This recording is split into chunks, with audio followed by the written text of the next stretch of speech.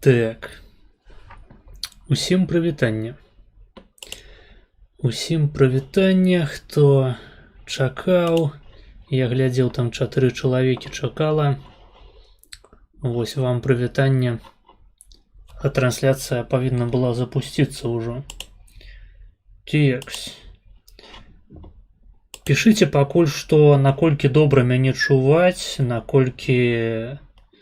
Ну, карацей, фрызы вы пакуль што і так не пабачыце, хутчэй за ўсё, хіба што гіфка з вогнішчам можа трошкі лагаць. Таму напішыце, карацей, калі ёсць будзе-якія багі, фрызы, а я пакуль што параскідваю спасылку на стрым.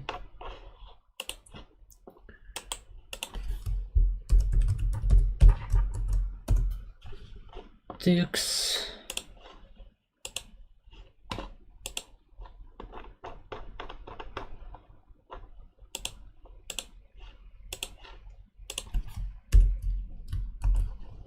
Не тое.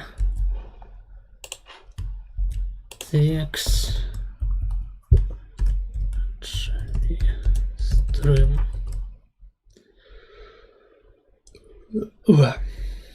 Текс.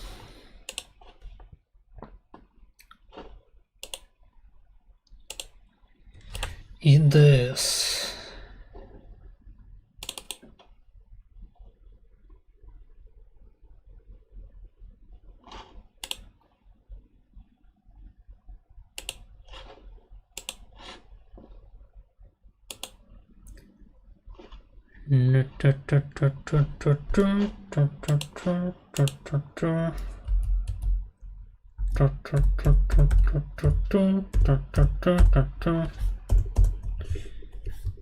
Текс, пачалі стрим. О! Нібыта разабраліся. Так, нібыта парасылаў. Добра. Чути, здоров, прывітанне, Питмастер Бі. Вітаю, хлопцы, прывітанне. Тебе, можливо, хохли на стрімы будуть кликати. Я ведаю, прынамсі, аднаго какела, які ўжо паклікаў. Я думаю, мы з гэтага пачнем зараз нашу сённяшнюю сустрэчу. Люди потихонечку збіраюцца. Такс. Чат. Яшчэ чат сабе вывесці. У асобным акне. Опа. Цудоўна.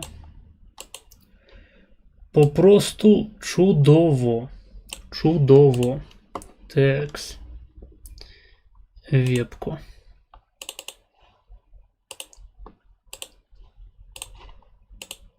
Опа.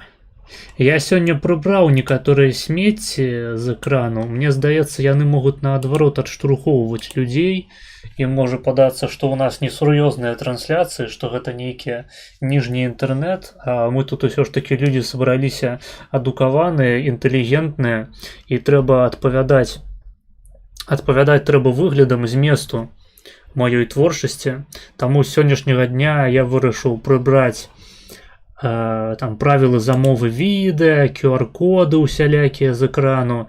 Цяпер правілы, дарэчы, правілы, я хацеў яшчэ адну херню зрабіць, таму што ў нас жа ёсць правілы паводзінаў на стрыме, а перыядычна людзі іх парушаюць, і я ўсё забываю дадаць гэта ў апісанні стрыму. Таму я гэтым займуся зараз. Так, давайте, мабуть, вось так, правила. Вось, посылка на пост тут і лезе. Спадзяюся, яно будзе працаваць.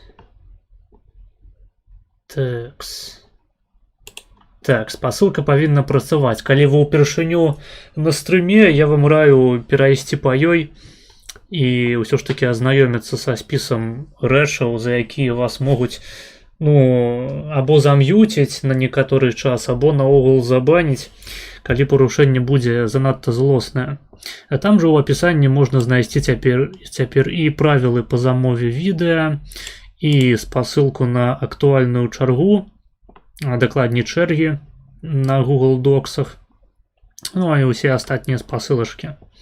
Хто на стрымах ужо бываў маіх, ведае, што там знаходзіцца, лішні раз, думаю, паясняць не трэба. Вось, я пакінуў чат, я пакінуў стужку з донатарамі, з Donation Alerts, а справа у нас, я думаю, будзе выводзіцца відос. Калі будзе відос, або там госці, карацей. Мне здаецца просто, што калі вебка трошечки больш, чым звычайна, тому што звычайна я яе вось так по боках вось так абразаў, і быў міліпіздрычны я ў самым куце экрана. І мне чамусьці здавалася, што людзям гэта не падабаецца, што эфект прысутнасці нібыта губляецца, асабліва калі там усё цёмнае, ніхуя не бачна, у мяне свет выключаны ў пакоі. Я вырашыў, хуйну-ка я сябе просто на паўэкраны, 100% уже такі прыгажунец спадабаецца маёй шаноўнай аўдыторыі, і яна не пабяжыць мыцца просто ад гэтага пачуцця шляхетнасці. Якое ў іх узнікне адразу з першага погляду на маё сялянскае ебала. Вось. Карацей, таксама можаце даць водгук наконт таго, наколькі вам падабаецца такі фармат, ці лепей вярнуцца да міліпіздрычнага мяне. Хаця я думаю, што збольшага ўсім похуй, таму што людзі і так не глядзяць гэтыя трансляцыі, збольшага менавіта што слухаюць, і значная частка людзей слухае толькі ў запісе, а на стрымы не прыходзіць. Вось, я і сам такі, я не тое, каб вялікі аматар стрымоў, я больш па выразках.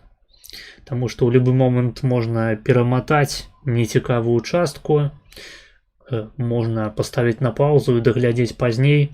А на стрыме, на стрыме падабаецца прысутнічаць, калі адбываецца нейкая легендарная рэч, легендарная гістарычная хуйня, і ты можаш потым хадзіць і распавядаць па ўсіх чатах, па ўсіх конфах, што ты прысутнічаў у онлайне, глядзеў гэтую неверагодную падзею. Вось, напрыклад, як мой стрым з Олегам Дабрыдневым, я лічу, што значная частка юзераў, якая гэта бачыла, менавіта ў онлайне будзе потым распавядаць сваім дзецям. Тэкс, 10 гледачоў набегла. Так, усім прывітання. Што ж, давайте тады пачнем з навінаў, з анонсаў менавіта навінаў майго каналу. Нядаўна мне стала вядома, што існуе такі стрымер, вось, украінскі. Не магу сказаць украінамоўны, таму што ў яго там перамешаная нейкая мова, украінская плюс расейская, карацей, суржык такі, суржыкавы стрымер украінскі з нікнеймам Базілевіч. Так, Базілевіч, я чаму задумаўся, таму што памятаю, што на твічы ў яго нікнейм Базалевіч. Вось. Карацей, стрымер такі, я пабачыў, што ён на мяне падпісаўся, а потым апынулася, што ён не проста падпісаўся, а яшчэ і напісаў мне паведамленне, але яго інста схавала чамусьці. Магчыма, гэта мае налады прыватнасці так спрацавалі. І, карацей кажучы, пабачыў я ягонае паведамленне трошкі са спазненнем, але пабачыў. Вось, таму, калі хтосьці ўжо паспеў падпісацца на мяне ад Базілевіча, магу сказаць вам, перадаць такую інфу, што калаба знаходзіцца на стадыі перамоваў, і фактычна, ахуенная ідэя мне пісаць падчас стрыму, вось проста дзякуй. Я спадзяюся, вы не чулі паведамлення, апавяшчэння дакладней. Я на ўсялякі выпадак зачыню гэтую хуету. Вось. Пра што я казаў. Дык вось, наша калаба знаходзіцца на стадыі перамоваў. Мы забіліся папярэдне на 23 красавіка, то бок ужо гэта будзе наступны чацвер. Гэта такая папярэдняя дата, пакуль што неафіцыйная, эксклюзыў для тых людзей, якія будуць глядзець стрым. 23 красавіка. Вось. Але сачыце за навінамі, сачыце за анонсамі. Хто яшчэ не падпісаўся на тэлегу, падпісвайцеся, спасылка ў апісанні. Там ёсць спасылка такая на ўсе соцсеткі мае, можаце перайсці і, карацей, зарыентуйцеся, думаю, не трэба вам распавядаць, вы ўсё ж такі дарослыя людзі, або прынамсі дарослыя палюшукі. Вось, я, дарэчы, хацеў паказаць адно відэа ў сувязі з гэтым. Так, секунду. Магчыма, таксама хтосьці з вас яго ўжо бачыў. Так, секундачку.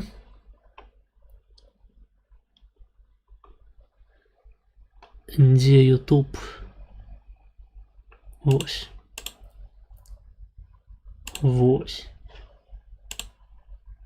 Так, давайте паспрабуем спачатку яго змясціць тут. Я магу сабе трошки абрэзаць усё ж таки. Вось так скажем. Каб відос цалкам змяшчаўся. Во. Хаця і так відос ён паверх вебкі. Таму нормально. Мабыць, вышэй яго падыму. Вось, я не буду яго цалкам пускаць. Я яго рэпасціў сабе на канал. Відэа, фактычна хайлайт з каналу Сацкі Жмаз. І гэта хайлайт таго, як гэты самы Базілевіч глядзіць мой відос пра геаграфію еблорусів. Вось назва, вось гэта сапраўды гэты відос. 383 прагляды. Не часто са мной выходзяць хайлайты на каналах, якія ніяк не звязаны беспасрэдна са мной. Вось таму і вам просто показваю, што такая хуйня існуе.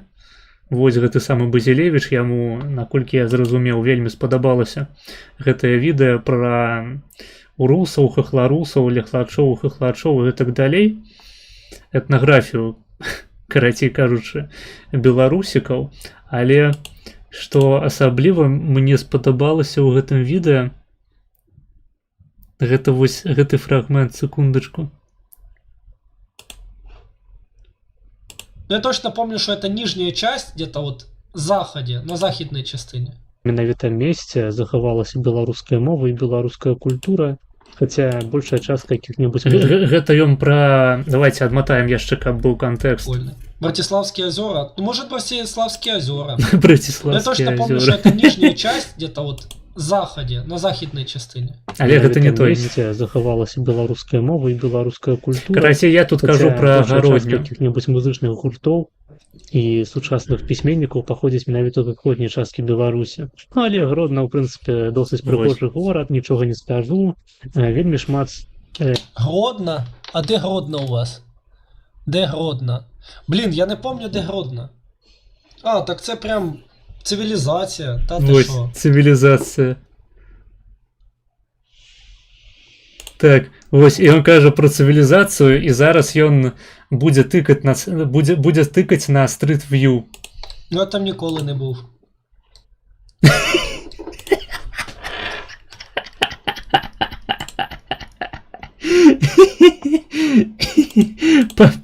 Пасля словаў про цивілізацію просто першы здымак, блядь, з Гродно, ён выглядае так. Эй, блядь. Я не ведаю, як ён не рассмяяўся на гэтым моменце. І нават ягоныя гледачы неяк не адрэагавалі, пішуць Гродно лучший город РБ. Так. И у них даже нету Google машинок у вас в Беларуси. А что у вас осталось? У вас зачем на на Google эти, блядь, ахуеть. О! Ну, вядома, неразбомбленыя гарады, яны маюць такую ўласцівасць, яны выглядаюць лепей за разбомбленыя. У гэтым сэнсе, канешне, гародня лепей за сярэдні украінскі горад, але вось гэтыя папярэднія здымкі мяне проста увялі ў стан ухахатабылса. Гэта ахуительна. Вось гэта, уласна кажучы, я і хацеў паказаць вам. Калі хтосьці хоча, можаце замовіць цэлы відос, там таксама ёсць над чым пасмяяцца. Але гэта вам трэба па другой чарзе прынамсі рабіць, таму што... О, дарэчы, я забыў яшчэ адну рэч зрабіць. Мне замаўлялі відос, а я яго не ўнес. А трэба ўнесці.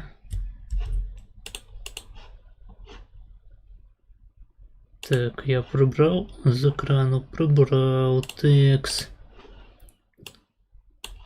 Вось першая чарга. Колькі там гэта відос ідзе? Відос 51 хвіліна 16 секунд. Колькі гэта у грошах? Па першай. 5,1 плюс... Так, это атрымліваецца 1 разделить на 10, 9 на 60 и помножить на 16, 5,13. Так, минус 5,13 там треба зробить. Минус 5,13, 21, 22, минус 5,13, 16,09. Вось, текст.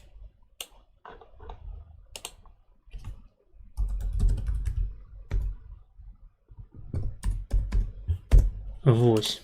На ўсялякі выпадак, каб ніхто пазней не падманіўся, не падманюшыўся, не падманюшкіўся нашымі чэргамі, таму што там у нас два вялікіх відосы у першай, а ў другой там вось чырвоныя, гэта тыя відосы, якія мы не даглядзелі і якія можна працягнуць адпаведна. Ну, карацей, да спісу відэа яшчэ вернемся. Што я хацеў яшчэ сказаць? Давайте пачытаем пакуль што чатик. Так, Базилевич, я тебе всім ніжнім хменам, іксменам рекламлю. Лоб высокий. Ну, калі лоб высокий гэта пра мяне, то дзякуй, хаця звычайна кампліменты, падзякі, роўна як і скаргі я прымаю выключна з донатамі. Так, а за тое, што рэкламіш мяне сярод іксменаў, дзякуй. Так, калі запросіш да сябе Піліпа Шаўрова. Я не хочу запрашаць Піліпа Шаўрова, я яго забаніў у сваім чаце тут на Ютубе, таму што ён неадэкват. Ён піша усялякую хуйню пра тое, што людзей трэба забіваць. Ну, я не магу пратфармаваць такога чалавека. Прабачце. То бок я не займаюся так званым дэплатформінгам, я не займаюся кэнселінгам людзей, ну, акрамя тых выпадкаў, калі яны робяць мне хуйню на асабістым узроўні, але я ў той жа момант разумею, якіх людзей у прынцыпе немагчыма запрасіць, таму што канал адразу паляціць у задніцу. Таму Пятрухіна атрымалася Шаўрова запрасіць, і тое я не ведаю, як той эфір прайшоў, я яго не глядзеў. Гэта проста нейкае вар'яцтва. Я б на месцы Пятрухіна пабаяўся проста. Мало таго, што чалавек можа канал заруініць, дык яшчэ, блядь, і праблемы можа выклікаць з польскім законам. Так, чулы-чулы, у Польшчы хіба не тое ж самае, што. Ты пра вось гэтыя панелькі так званыя. Ну слухай, у Польшчы хапае саўку, гэта праўда. Просто звычайна ён выглядае трошкі іначай, трошкі больш цывілізавана, я б сказаў. То бок, польскі савок, каб зразумець, хаця гэта, мабыць, хуёвая будзе ідэя, я просто спасылку не знайду зараз таго, як выглядалі, здаецца, балгарскія ці румынскія панелькі, вось, да, і пасля ремонту. Вось у Польшчы шмат гэтых самых панелек яны просто прайшлі праз ремонт. Вось. Ну і нават пры гэтым я не сказаў бы, што гэта нейкая звышцывілізацыя польская. Гэта таксама польскі савок, просто ён выглядае трошкі лепей. Да. Ну вось, каб вам паказаць, як выглядае польскі савок. Вось самы саўковы раён у Кракаве, ён выглядае прыкладна так. Называецца Нова Хута.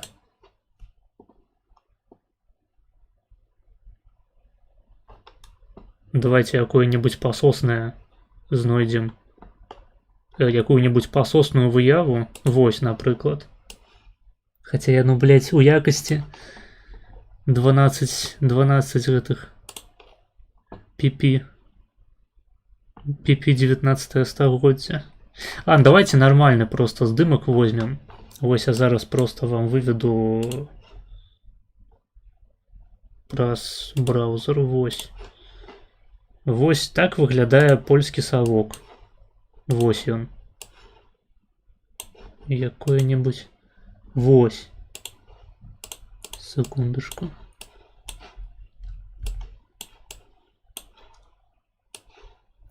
Опа. Вось гэта польскі савок. Бачыце?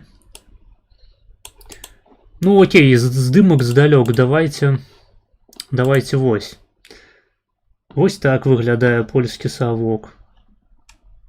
Вось. Вось так ён выглядае таксама.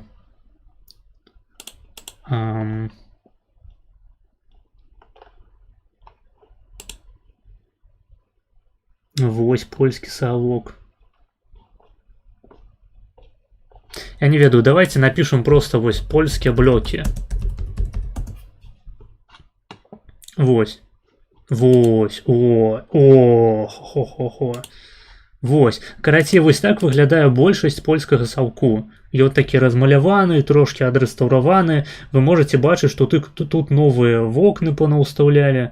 Карацей, выглядае ўсё крынжова, але прынамсі бачна, што людзі стараліся з гэтым нешта зрабіць. Вось. Ну, тут здымак, ну, таксама, дарэчы, бачна, што ўсе вокны новенькія. Вось, які здымак не тыкнеш. Гэта, дарэчы, я не ўпэўнены, што гэта Польшча, таму што выглядае як савок менавіта СССР.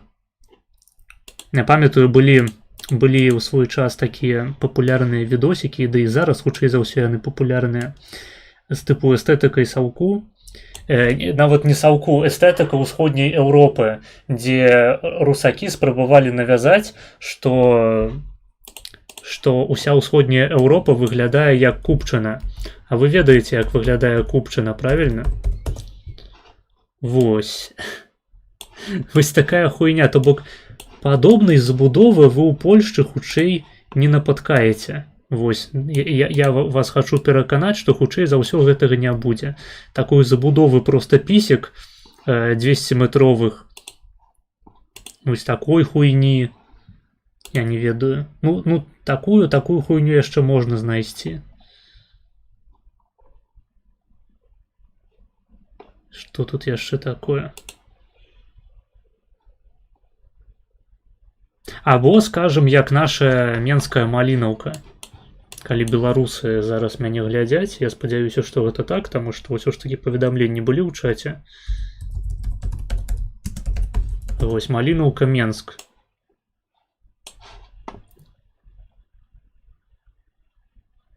Чамусьці мне паказвае Брылевічы, а не сапраўдную малінаўку. Вось. Вось. Ну тут, дарэчы, таксама ўсё ж такі вокны новыя стаяць. Вокны новыя стаяць. Але вось такіх дамоў сценаў я ў Польшчы, здаецца, яшчэ не бачыў. Гэта дом, блядь, ён проста ідзе ўздоўж дарогі. А працягласць ягоная, ну, нават гэтым здымкам неасяжная, шчыра кажучы.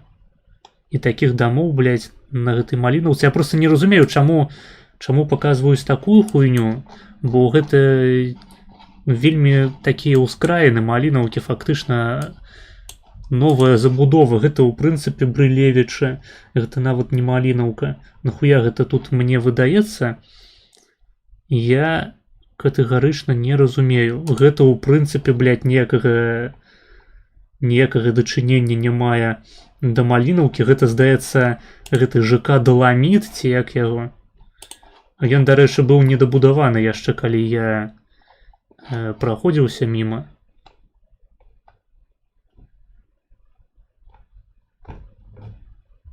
Ну, малавата такіх характарных нейкіх здымкаў менавіта з малінаўкі.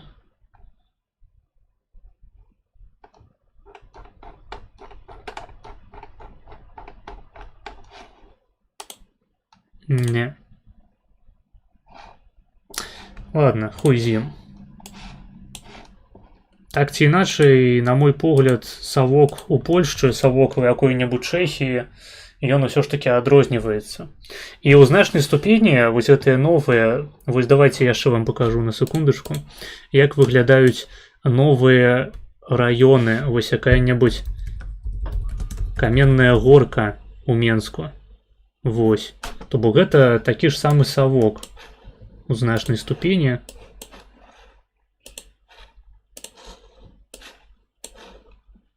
Опа. Вось, паглядзіце. Ну, савок саўком просто. Савок саўком, і такіх раёнаў вы ў Польшчы асабліва не сустрэнеце. Таму што новыя польскія раёны, давайте я вам покажу, як яны выглядаюць.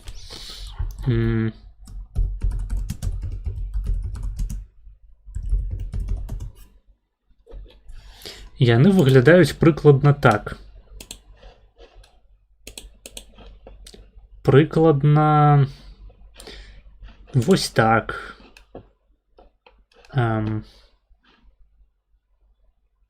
Гэта... Не, гэта не новыя, гэта польскія, але гэта яшчэ камуністычных часоў. Вось гэта, дарэчы, таксама ўсё яшчэ польскі савок, але зноў ж такі паглядзіце на гэта і паглядзіце потым на якія-небудзь віцебскія блокі. А дарэчы, хтосьці мог не зразумець, што такое блокі. Блокі гэта панелькі па-польску. Гэта таксама польскі савок, а я хацеў, каб паказаць вам менавіта новую. Вось так выглядае новая забудова у Польшчы. Вось так яна выглядае. Вось. Ну, по-мойму, гэта неба і зямля. Давайте напишем панельки Гродно. Ну, типу, блядь. Ну, камон, блядь. Вось так выглядаюць новыя дамы ў Гародні. Гродно Лайф, вось. Я вось такой, вось бачыце гэты дом паміж двума піскамі уверх, якія паказваюць. Вось прыкладна ў такой панельцы я сам жыў. Яна адрозніваецца ад цалковага варыянту выключна, блядь, тым, што яны тыпу новыя і трошкі размаляваныя. То бок, груба кажучы, вось гэтая новая забудова ў Беларусе, яна выглядае як савецкія, ну, цалковыя польскія будынкі, якія былі проста адрэстаўраваныя. Такая хуйня. Таму мяне пазабавіў той момант у відэа з блізасцю да цывілізацыі Гародні. Так, што там яшчэ ў чаце? У Польшчы яшчэ жабка і пачкамат. Ну, наколькі я ведаю, дарэчы, у Беларусі таксама ўжо з'явіліся прынамсі такія поштаматы, то бок дзяржаўная пошта робіць спецыяльныя такія поштаматы, у якія можна свае пасылкі складаць. Наколькі гэта распаўсюджана як які-небудзь польскі інпост, хуй ведае. Вось, магчыма, хтосьці... Хаця не буду гэтага казаць. Я хацеў сказаць, што калі хтосьці ў Беларусі жыве, можаце ў чаце напісаць, як яно выглядае. Але калі вы жывяце ў Беларусі, то лепей не пісаць у маім чаце. Гэта небяспечна для вашага здароўя. Але калі хтосьці нядаўна жыў у Беларусі і прыехаў у краіну, дзе яму бяспечна пісаць каментары, можете напісаць, як гэта выглядае, таму што я не ебу. Я толькі чуў пра дзяржаўныя поштаматы на Белпошце. Ці сапраўды ў Лізы Пракопчык рост і плечы больш за твае параметры? Мае параметры? Ты маеш на ўвазе мае крытэрыі, тыпу таго, як павінна выглядаць жанчына, якія ў яе павінны быць параметры? І ці яны больш сапраўды? Ну слухай, вось Лізе Пракопчык, ёй колькі год, ёй уже 20+, значыць ужо больш. Так, що думаеш про выборы в Угоршчыне? Я велізарнейшы спецыяліст па выборах у Угоршчыне. Я прачытаў абсалютна ўсе артыкулы публіцыстычныя, папулярныя і спецыялістычныя па тэме выбораў у Угоршчыне. Я прачытаў усе твіты Мэнсена аб тым, як ён плача, што Орбан не выйграў на гэтых выбарах. Я пабачыў відос Конрада Берковіча, які выйшаў са сцягом Ізраілю і свастоном. То бок я прачытаў абсалютна ўсю інфу наконт выбарах у Угоршчыне без ніякай вады і гатовы адказваць на вашае пытанне. Таму што я палітычны эксперт вось па абсалютна любой краіне Еўропы. Вось Украіна, Беларусь, Польшча, Угоршчына, Славаччына, Нямецчына, блядь. Асабліва я спецыяліст па краінах, якія скончваюцца на Ччына. Можаце па іх мне пытанні задаваць. Нават калі я ніколі не чуў пра гэтую краіну, пра якую вы хочаце спытаць, я па аналогіі проста перакладу сітуацыю ў Польшчы на сітуацыю ў Угоршчыне, а потым гэтую сітуацыю яшчэ перакладу на прыклад вашай краіны, пра якую я ніколі нічога не чуў. І потым вы будзеце некалькі год хадзіць з маім меркаваннем у сябе ў галаве, перакананыя ў тым, што вы, блядь, базаваныя правыя манархісты, таму што я выказаў такое меркаванне, і вы яго у мяне перанялі. Так, гэта колерамі так проста не выправіць. Здаецца, толькі праз змяншэнне павярховасці можна нешта зрабіць. Ну, дарэчы, у Польшчы я паказваў вам будынкі, яны і по павярховасці таксама трошкі менш, чым новабудоўля ў Менску. Гэта ёсць і такі момант. Менск жах. Ну, Менск сапраўды. Хаця, знаеш, ну што ў Віцебску не хапае такіх будоўляў. У Гародні мала іх. У любой іншай правінцыі. Да, блядь, нават у беларускіх вёсках стаяць гэтыя ёбаныя панэлькі. Не ведаю, якім чынам яны там апынуліся, але літаральна ты вось ездзіш па Віцебскай вобласці і бачыш, што людзі людзям будавалі калісьці гэтыя сраныя панэлькі проста на чыстым поле, дзе дохуя зямлі, дохуя магчымасцяў проста гэтую самую зямлю ўпраўляць, дохуя магчымасцяў весці нейкую сваю гаспадарку, займацца чым заўгодна на сваёй зямлі, але замест гэтага людзі ўсё роўна жывуць у гэтых панельках, у кватэрах. Я не ўпэўнены, што ў іх там ёсць каналізацыя, але, дапусцім, яна ёсць, хаця ў сучасных умовах правесці сабе каналізацыю, нават жывучы за горадам, гэта не праблема. Мне зараз прыгадалася навіна аб тым, як ваду адключаюць па Беларусі. Я не ведаю, ці ва ўкраіне ёсць такая практыка, у Польшчы няма, але дапускаю, што ва ўкраіне ёсць. Не ведаю, дарэчы, ці ва ўкраіне ў прынцыпе ёсць вада, дапусцім, што ёсць. Але ў Беларусі кожны год па раскладзе прыходзіцца на 2 тыдні перастаць мыцца ў душы, таму што адключаюць гарачую ваду. Ёсць толькі халодная вада. Ну, дзякуй, Александр Георгіевич Рыгаевич, што прынамсі гэта беларусам яшчэ можна рабіць, там мыцца ў тазіках, можна ежу сабе прынамсі прыгатаваць, просто там, таму што газ ёсць, можна сабе ваду кіпяціць, можна кіпяціць чайнік, мыцца ў тазіках, але прыходзіцца такім чынам 2 тыдні жыць, таму што трубы старыя, іх не мянялі, не ведаю, з гадоў 90-х, а то і з саўку, іх перыядычна там трэба прачышчаць, карацей, калі ў кагосьці быў айчым у дзяцінстве, вы ведаеце, як гэта працуе, калі вам прачышчалі вашу трубачку.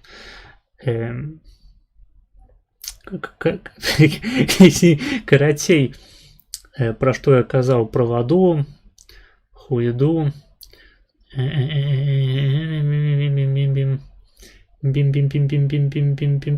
панелькі ў сельскай мясцовасці. І, карацей, людзі просто жывуць у такіх панельках, і яны сабе адгароджваюць усё роўна пэўныя кавалкі зямлі, прама перад вокнамі звычайна бывае. Людзі такі плоцік сабе невялічкі будуюць пры акне і вырошчваюць там які-небудзь укроп, бульбу. Бульбу можна, здаецца, вырошчваць без парніку. Я памятаю, у маёй бабулі у парніку вырошчваліся адны памідоры. Здаецца, бульба яна проста на адкрытым паветры расце. Не ведаю, мабыць, ягады якія-небудзь людзі таксама сабе там вырошчваюць. І гэта такі проста вар'яцкі нейкі мікс панелькі плюс таго, што людзі проста нейкім натуральным чынам цягнуцца да зямлі, каб карыстацца ейнымі пладамі.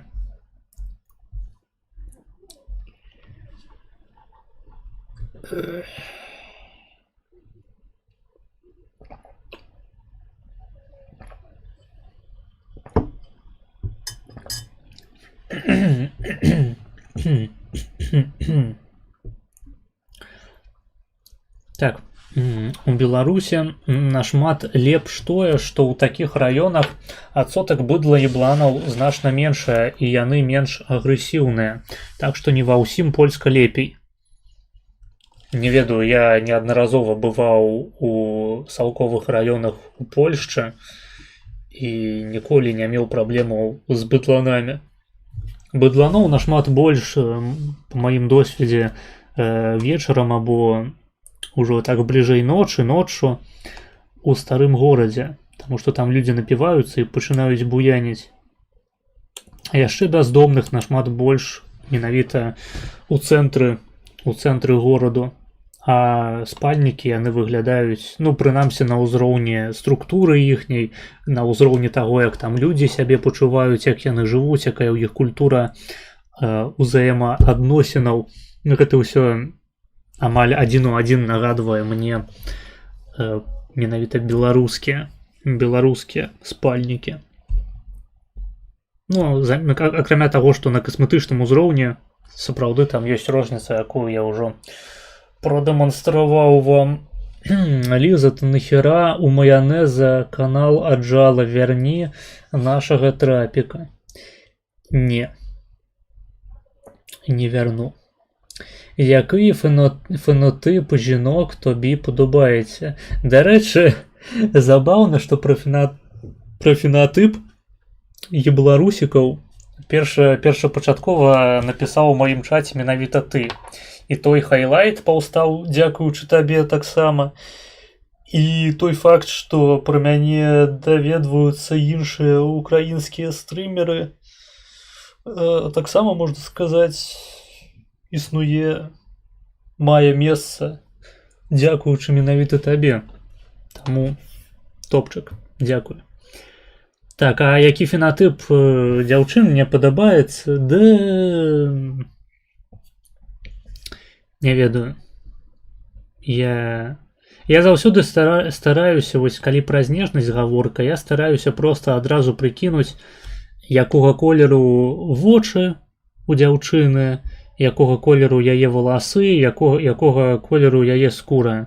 Ну, карацей, яна павінна выглядаць прыкладна як я.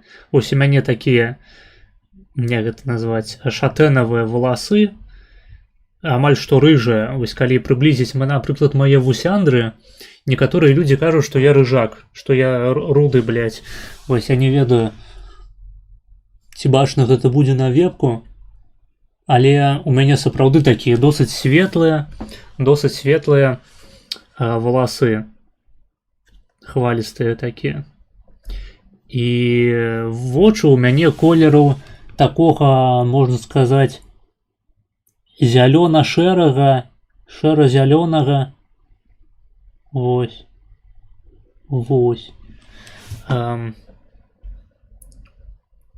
Ну, ебала у мяне такое, ведаеце, тыпова круглае, славянскае, блядь. І я лічу, што дзяўчына павінна выглядаць так же сама, толькі без вусоў і без барады. Ось, а ўсё астатняе мяне не ябе.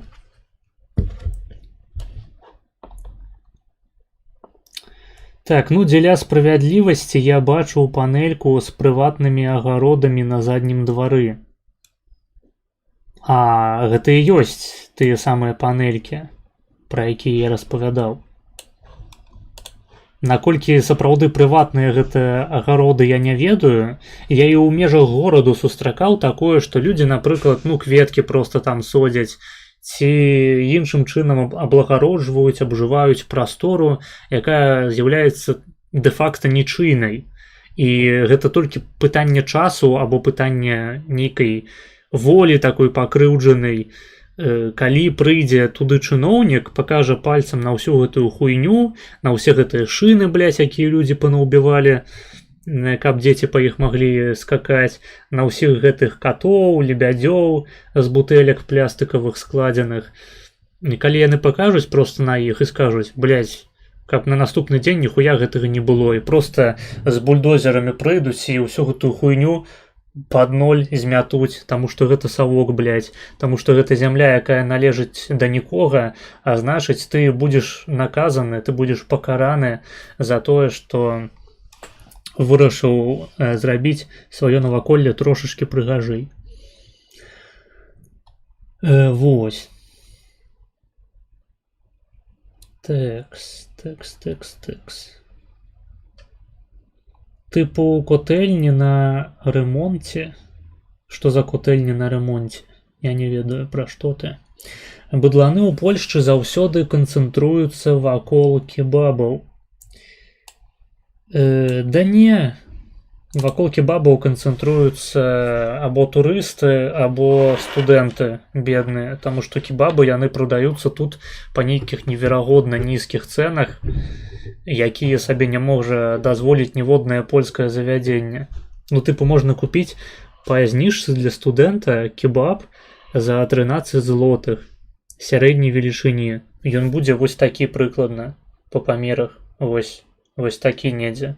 Гэта дохуя за 13 злотых. Ужо не ведаю, якіх яны там голубоў, якіх яны там студэнтаў, блядь, якіх яны яшчэ там бабак срак яшчэ панададавалі туды, колькі яны туды харкалі і канчалі, але на выхадзе ў іх атрымліваецца кебаб, які яны прадаюць за 13 злотых. І яны яшчэ і працуюць 24/7, блядь. Яны працуюць ноччу, нахуй, яны працуюць у нядзелю, калі ўсе польскія завядзенні зачыненыя. І проста калі польскае грамадства не зверне на гэта ўвагу у адпаведны час, то рана ці позна увесь бізнес сканцэнтраваны на ежы, на фастфудзе такім, на вулічнай ежы, будзе за арабамі. Таму што адна справа, калі ў Польшчу прыязджаюць, так скажам, прадстаўнікі народаў, якія не слынуць сваёй бізнес-смекалкай, бізнес нейкай сваёй прадпрымальніцкай такой жылкай, не будзем называць, што гэта за народы і які ў іх сярэдні IQ. А іншая справа, калі прыязджаюць людзі талковыя, але пры гэтым яны з'яўляюцца такім этнічным бізнесам.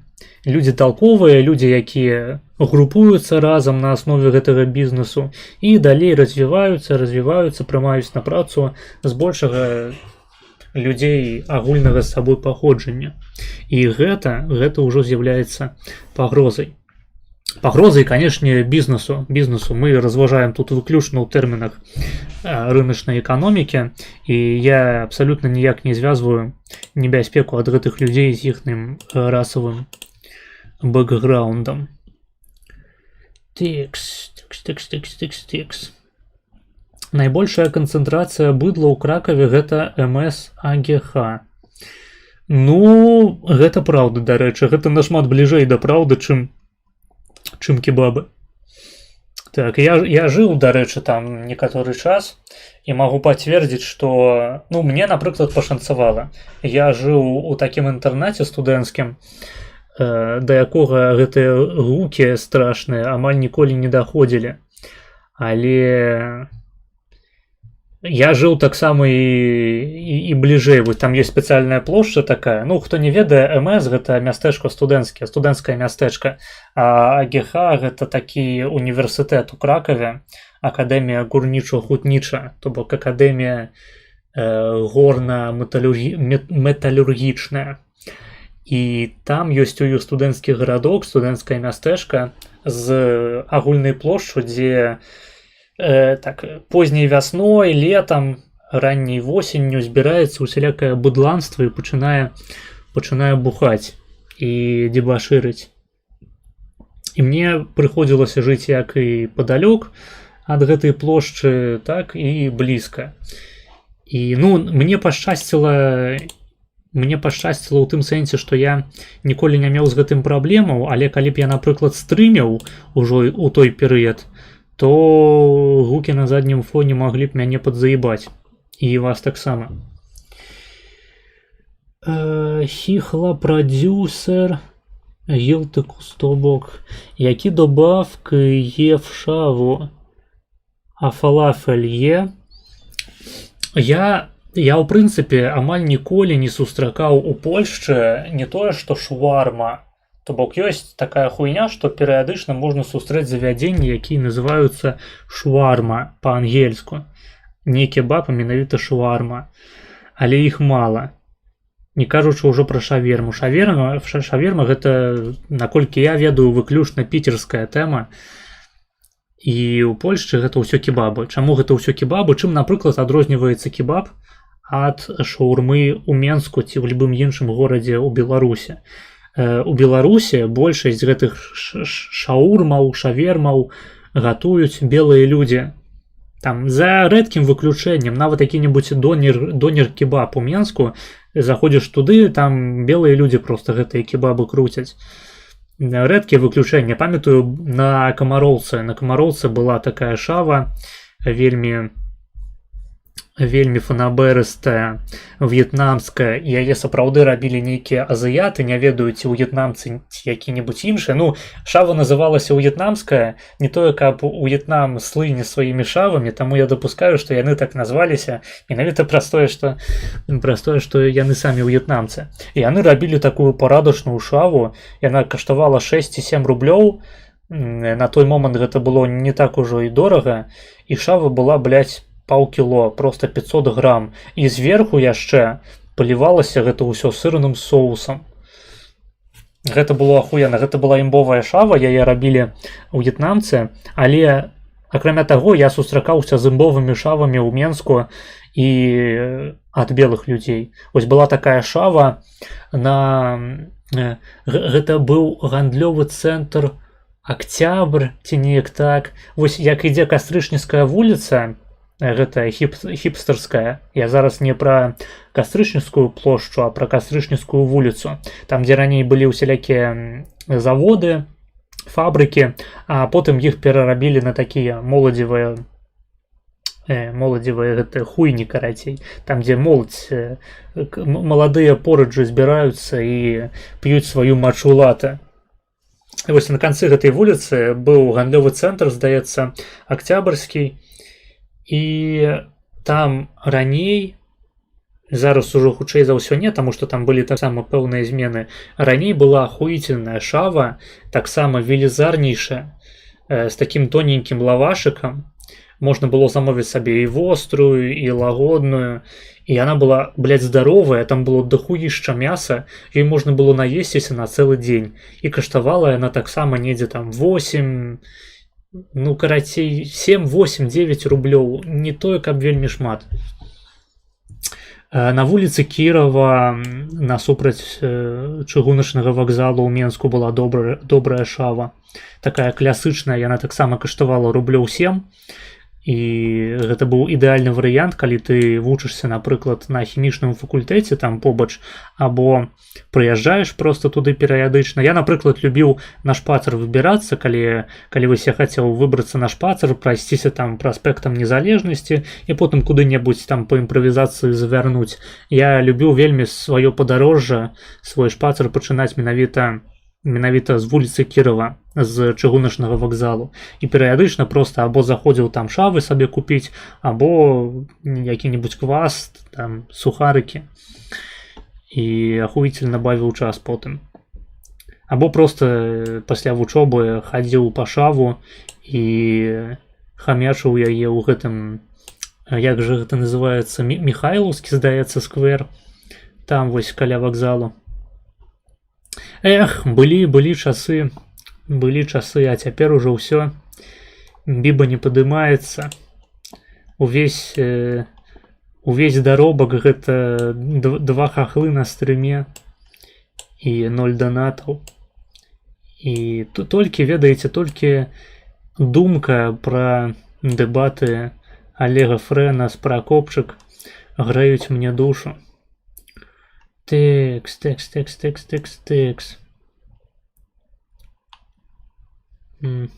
Вось наконт дабавак у шаву.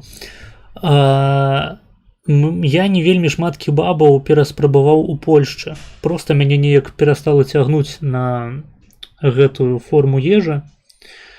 Нягледзячы на тое, што яна каштуе прыкладна столькі ж, але ну навошта? Ну ёсць і іншыя варыянты такой вулічнай ежы. Ёсць гэтыя запеканкі польскія. Можна проста мяса сабе схадзіць, узяць адносна танна. Ну, карацей, ёсць мак, вельмі танны насамрэч.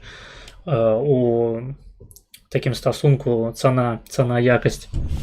Я неяк згубіў проста сваё жаданне хадзіць па гэтых шавермных, кебабных, у сваёй галаве складаць нейкі рэйтынг. Я толькі ведаю, што можна купіць сабе шаву у Алібаба за 13 злотых, а ўсе іншыя, ну, яны не вельмі моцна адна ад адной адрозніваюцца.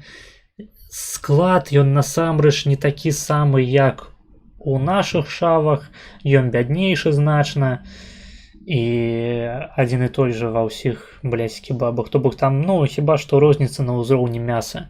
Вось я памятаю, на вуліцы Кірава ў Менску можна было купіць сабе шаву, у якой была і маркоўка, і лук, здаецца, там нейкі нават быў. Карацей, зеляніна. Ён, у прынцыпе, ведаеце, выглядаў, калі ты яго адкусваў, ён выглядаў як такая нейкая, як такое дзіцяці, як белае дзіцяці ў тваіх руках. Таму што і лаваш быў белы, і складнікі былі такія ўсе рознакаляровыя, разнастайныя, ўсё свяцілася проста у твоих вачах. А купляеш кебаб, гэта нейкая такая карычневая хуйня, якая ўнутры выглядае так жа, як і звонку. Не буду гэта звязваць ніяк з людзьмі, якія гэтыя стравы гатуюць. Але, ну, карацей, не ведаю, неяк я падастыў сапраўды у дачыненні кебабаў. Там, ну, у кебабах польскіх капуста якая-небудзь сраная, і ўсё. Соус. Мінімальная колькасць складнікаў, насамрэч. Ну, хіба хтосьці знойдзе сабе свае улюбёныя варыянты, якія хутчэй за ўсё будуць каштаваць. А ў Менску можна было купіць сабе шаву такую стандартную, і яна была б ахуенная. Але я не магу казаць за тое, як выглядае гэта цяпер. Хутчэй за ўсё горш. Гэта ўсё хутчэй за ўсё значна даражэй, значна несмачней. Я ў Беларусі апошні раз быў у 22-м годзе. І не тое, каб аб'ядаўся гэтымі шавамі. Таму вам бы хутчэй запытацца ў кагосьці з актуальнейшым досведам. Так. Бля, нешта ў ОГХ захацелася.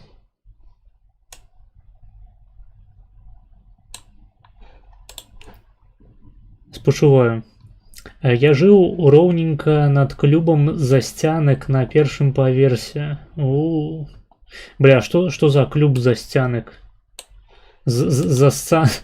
Што за засцанак, блядь? Засцанак гэта інтэрнат, у якім я ў Беларусі жыў. 10-й інтэрнат гораду Менску, блядь, інтэрнат БДУ. Вось гэта сапраўды засцанак. А што за клуб, я не памятаю ўжо. Так, вялікая была шава сырная са зніжкай на зніжку. Так, там, дарэчы, была яшчэ зніжка. Была зніжка для студэнтаў. Гэта ўсё яшчэ пра в'етнамскую шаву на Камароўцы. Так, на Камароўцы заўсёды ў такіх установах былі толькі чуркі і цыгане. То яшчэ са школы памятаю, але так і не зразумеў, чаму менавіта там. Ну хуй ведае. Мабыць, там якое-небудзь сацыяльнае жытло ім прадавалася. Не ведаю, я там ніколі не жыў блізка, разумееш? Я на Камароўцы ты ніколі не закупаўся, то бок я так і не спасціг вось гэтага духу нейкага рыначнага на Камароўцы, таму што пастаянна ўсе распавядаюць, тыпу, вось, Камароўка, гэта месца, у якім закупаюцца ўсе мінчане. Ну, блядь, не могуць усе мінчане закупацца ў месцы, да якога з большай часткі Менску трэба на транспарце дабірацца. Гэта проста некарысна і па часе, і па грошах. І людзі проста закупаюцца на месцы, як гэта і я рабіў у прасторы тым жа, ці Еўрыку, ці якія там яшчэ былі крамы пры МКАДзе, таму што я вучыўся калі ў БДУ на біяфаку, мы жылі фактычна за МКАДам. І трэба было перайсці гэты самы МКАД, каб апынуцца ўжо ўнутры Менску, груба кажучы, і там ужо шукаць нейкія крамкі.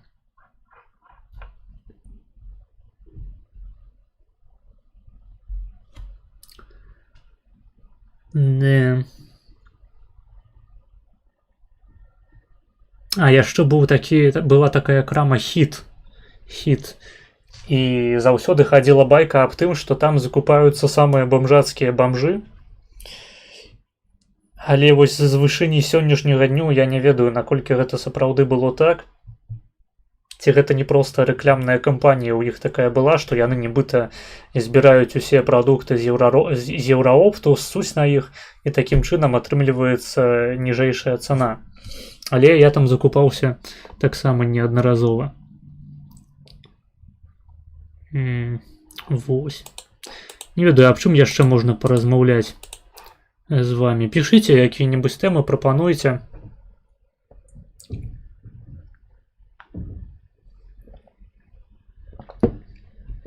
Задавайте ваши пытаннішкі пра палітыку, пра такія бягучыя справы, пра выборы ў Угоршчыне, канешне ж, можете задаваць любыя пытанні абсалютна. Я спецыяліст на ўсе рукі і на ўсе галовы і ногі і бібы. У прынцыпе, я спецыяліст ва ўсім, доктар усіх навук. І паколькі там у чаце так, романтычныя часы хіту, квас з БЧБ за 89 копеек мара. Пастаянна заліваліся гэтай жыжай пасля параў. Так, прама вось, ведаеш, на брудершафт жыжай заліваліся гэтай уанусы са сваімі сябрамі геямі. Так, не для бамжэй, гэта светавор і грошак. Ну, грошаку я асабліва ніколі не быў. Просто зноў ж таки таму, што я не жыў ніколі каля грошаку. Але светафор так. І каля яго я таксама не жыў, але калі б жыў, магчыма бы там закупаўся. Пра светафор я толькі гісторыі усялякія крынжовыя чуў аб тым, што там проста пратэрміноўка прадаецца і нават не хаваецца гэта. То бок там, безумоўна, вельмі можна шмат купіць ежы оптам, але ты аб гэтым потым пашкадуеш, таму што палова гэтай ежы згніла яшчэ да таго, як ты яе купіў. Так, яке твоє ставлення до політики України щодо угорців Закарпаття? Я не ведаю, што гэта за палітыка, у чым яна заключаецца, але я вось выступаю за ўсё добрае і супраць усяго благога. І я лічу, што гэта арыгінальная думка, вам трэба прыслухацца.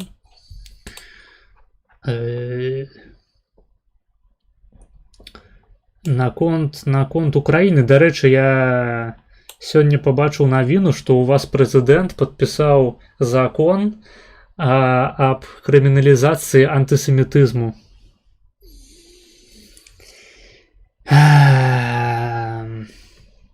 Я не ведаю, мабыць, гэта фэйкавая навіна была, але я пабачыў рэпост вось на канале таго самага Базілевіча, дзе ён.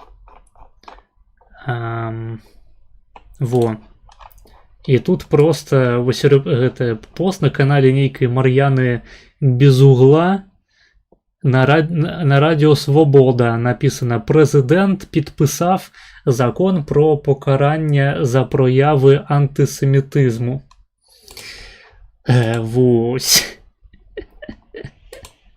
З іншого боку, Конрад Берковіч, блядь, який виходить у польськім соймі со стягом Ізраїлю, тільки замість Зоры Давіда там свастон.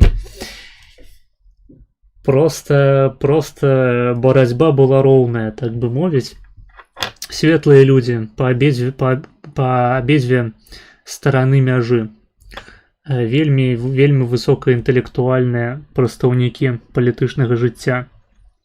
Вось, але Берковіч, ён прынамсі просто звычайны бомж па мерках польскай палітыкі. Чалавек з партыі, якая раз на 2 гады распадаецца і набірае там максімум 15% у апытанках, а з іншага боку прэзідэнт цэлы.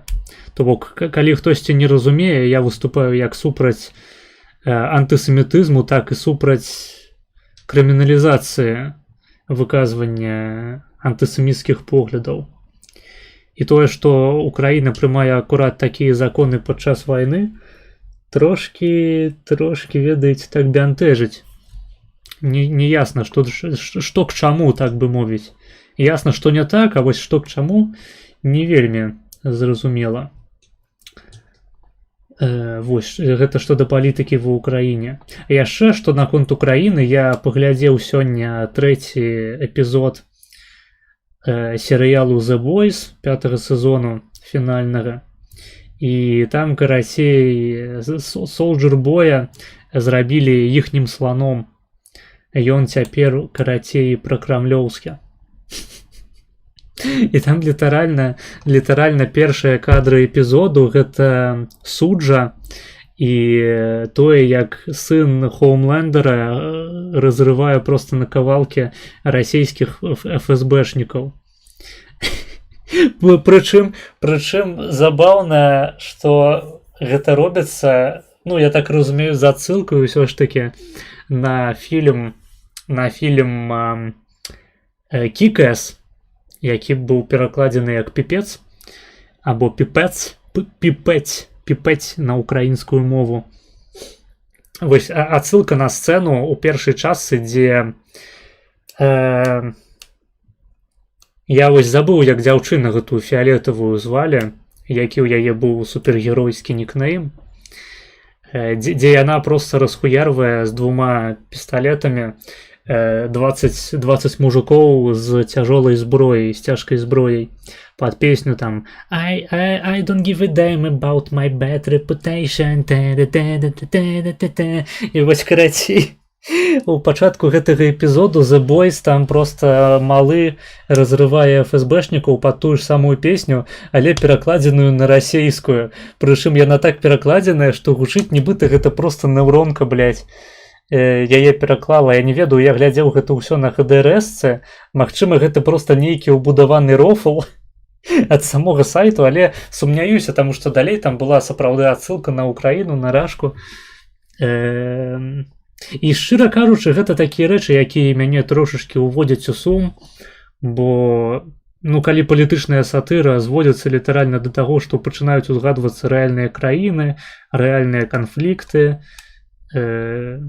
адсылкі на рэальных людзей, то бок ладна, там яшчэ адсылка на Трампа у 4-м сезоне, дзе Хоумлендер кажа «Америка will be safe again».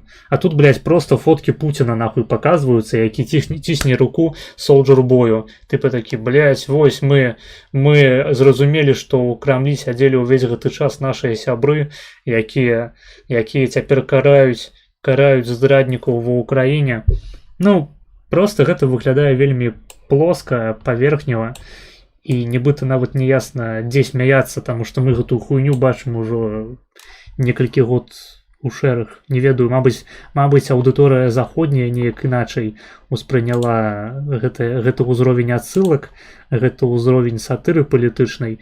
Мне, шчыра кажучы, не вельмі спадабалася. То бок весела паглядзець на тое, як разрываюць расійскіх ФСБшнікаў пад песню, блядь, пра рэпутацыю, перакладзеную на расійскую мову. Вось, і пры тым, што дзеянні адбываюцца ў суджы. Але у той жа час там суджу, напрыклад, называюць расійскім горадам. І пазней пачынаецца крынж вось гэты з Украіны і Солджер Боем. Не ведаю, я просто ёсць адчуванне, што аўтары серыялу вельмі хацелі зрабіць Солджер Боя такім таксічна-мускулінным, каб глядач адразу ўстаў на бок, не ведаю, там бучара, які вырашыў выратаваць любым коштам піздюка, да якога не мае ніякага дачынення, акрамя таго, што гэта сын ягонай жонкі. Яны хацелі зрабіць яго таксычна-мускулінным, але ён настолькі спадабаўся аўдыторыі ў значнай ступені праз гэтую самую таксычную мускуліннасць, што яны такі падумалі, блядь, яны не зразумелі пасыл. Яны не зразумелі, што насамрэч Солджер Бой гэта галоўны злодзей у гэтай гісторыі. Ён нашмат горш за Хоумлендера, таму што ён таксічны і мускулінны, і яшчэ ён буліў сваіх вось гэтых супергеройскіх калегаў, а яшчэ ён хлусіў аб тым, што ён удзельнічаў у другой сусветнай вайне і змагаўся з немцамі, з нацыстамі. Вось, ён дакладна горш за Хоумлендера, які проста по прыколу людзей забівае, таму што яны на яго неправільна неяк паглядзелі або патрапілі не ў той час і не ў тое месца. Так. І вось яны, карацей, падумалі, блядь, гледачы не зразумелі наш пасыл. Трэба ім просто ў лоб захуярыць вось гэтую тэму пра тое, што Солджер Бой, ён, карацей, за Пуціна, а Путін гэта літаралі Гітлер, а Гітлер гэта літаралі, блядь, сатана. Вось, таму Солджер Бой такім чынам ён сатана, а значыць, ён так ці іначай горш за любога іншага персонажа ў гэтым серыяле. Карацей, вось гэта крынжова было. Устаўка пра Украіну, але пачатак з ФСБшнікамі мяне усміхнуў, так скажем.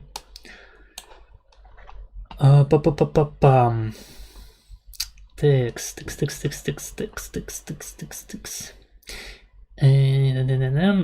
З рынкам такое ўсі кажуць. Я такое і пра Смаленскі ў Віцебску чуў, мая бабуля вечна па ім сумуе. На Смаленскім рынку ў Віцебску я быў вельмі мала разоў. У асноўным мы ездзілі на Полацкі. Не ведаю чаму, дарэчы. На Полацкі рынак, і ўсё маё дзяцінства прайшло, блядь, у паходах на Полацкі рынак, таму што там было танней і ў некаторых момантах і якасней закупацца адзёжай у асноўным. То бок мы хадзілі туды адзёжу купляць на Полацкі рынак.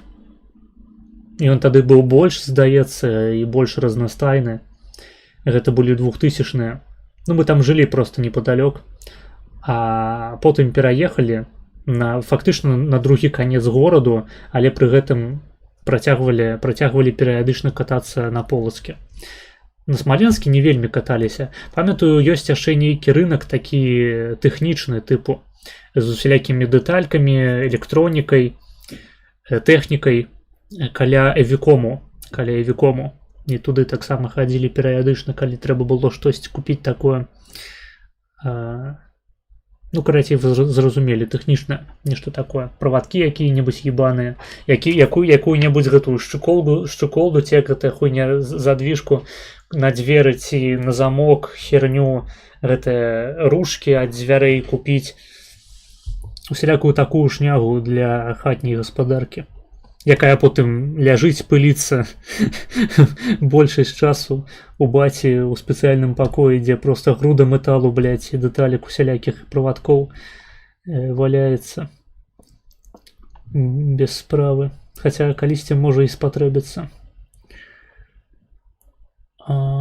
В мене враження, що всі, хто знає білоруську, емігрували до Польщі. У тебе такое ўражанне, таму што ў прынцыпе у медыйнай прасторы амаль што няма беларусаў, якія жывуць у Беларусе, таму што за беларускую мову у Беларусі табе прыйдзе пиздец, і нават калі чалавек ведае яе, ён на ёй размаўляць не будзе. Гэта для любога беларуса гэта відавочна. Так, ну і адпаведна часта бывае так, што людзі, якія хочуць быць беларусамі, а беларуская дзяржава, ну беларуская ў двухкосці дзяржава не дазваляе ім гэтага рабіць, не дазваляе ім быць тымі, кім яны ёсць, яны проста з'язджаюць і рэалізуюцца беларускай дыяспоры ў Польшчы, у Амерыцы. Некаторыя нават выязджаюць жыць на Падляшшы. Ёсць цэлыя каналы, якія гэтаму прысвечаныя, цэлыя профілі ў інсце таго, як людзі прыязджаюць на Падляшша, каб жыць сярод аўтахтонных беларусаў, і пры гэтым яны самі беларусы, якія эмігравалі пасля... Ой, блядь, пачынаю ўжо загаворвацца. Эмігравалі пасля 20-го году.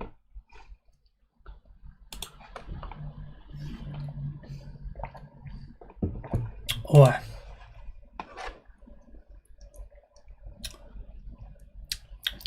Так, у мяне сусед набыў сабе соус у светлафоры і потым спрабаваў яго камусьці скінуць, бо 3 дні запар сраць было балюча. Разумею. Я ніколі сам не закупаўся. Толькі з бацькамі пару разоў сам ніколі не закупаўся ў светлафоры. А що думаєш про конфлікт убар-маргінала і скабрэзласці? Не хочу ўмешвацца ў канфлікт, які мяне не датычыць, прабачце. Так, Ж2 ебаны. Окей. Гэта, я так разумею, каментар пра украінскі закон. То бок я не памыліўся, гэта сапраўды хуйня, якую у вас падпісалі. Блядь. І пры гэтым Украіна, яна нават не ў еўразвязе.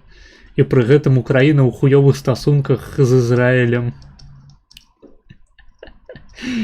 Хаатычная свабода па убер-маргіналу кудысьці потихонечку выветрываецца.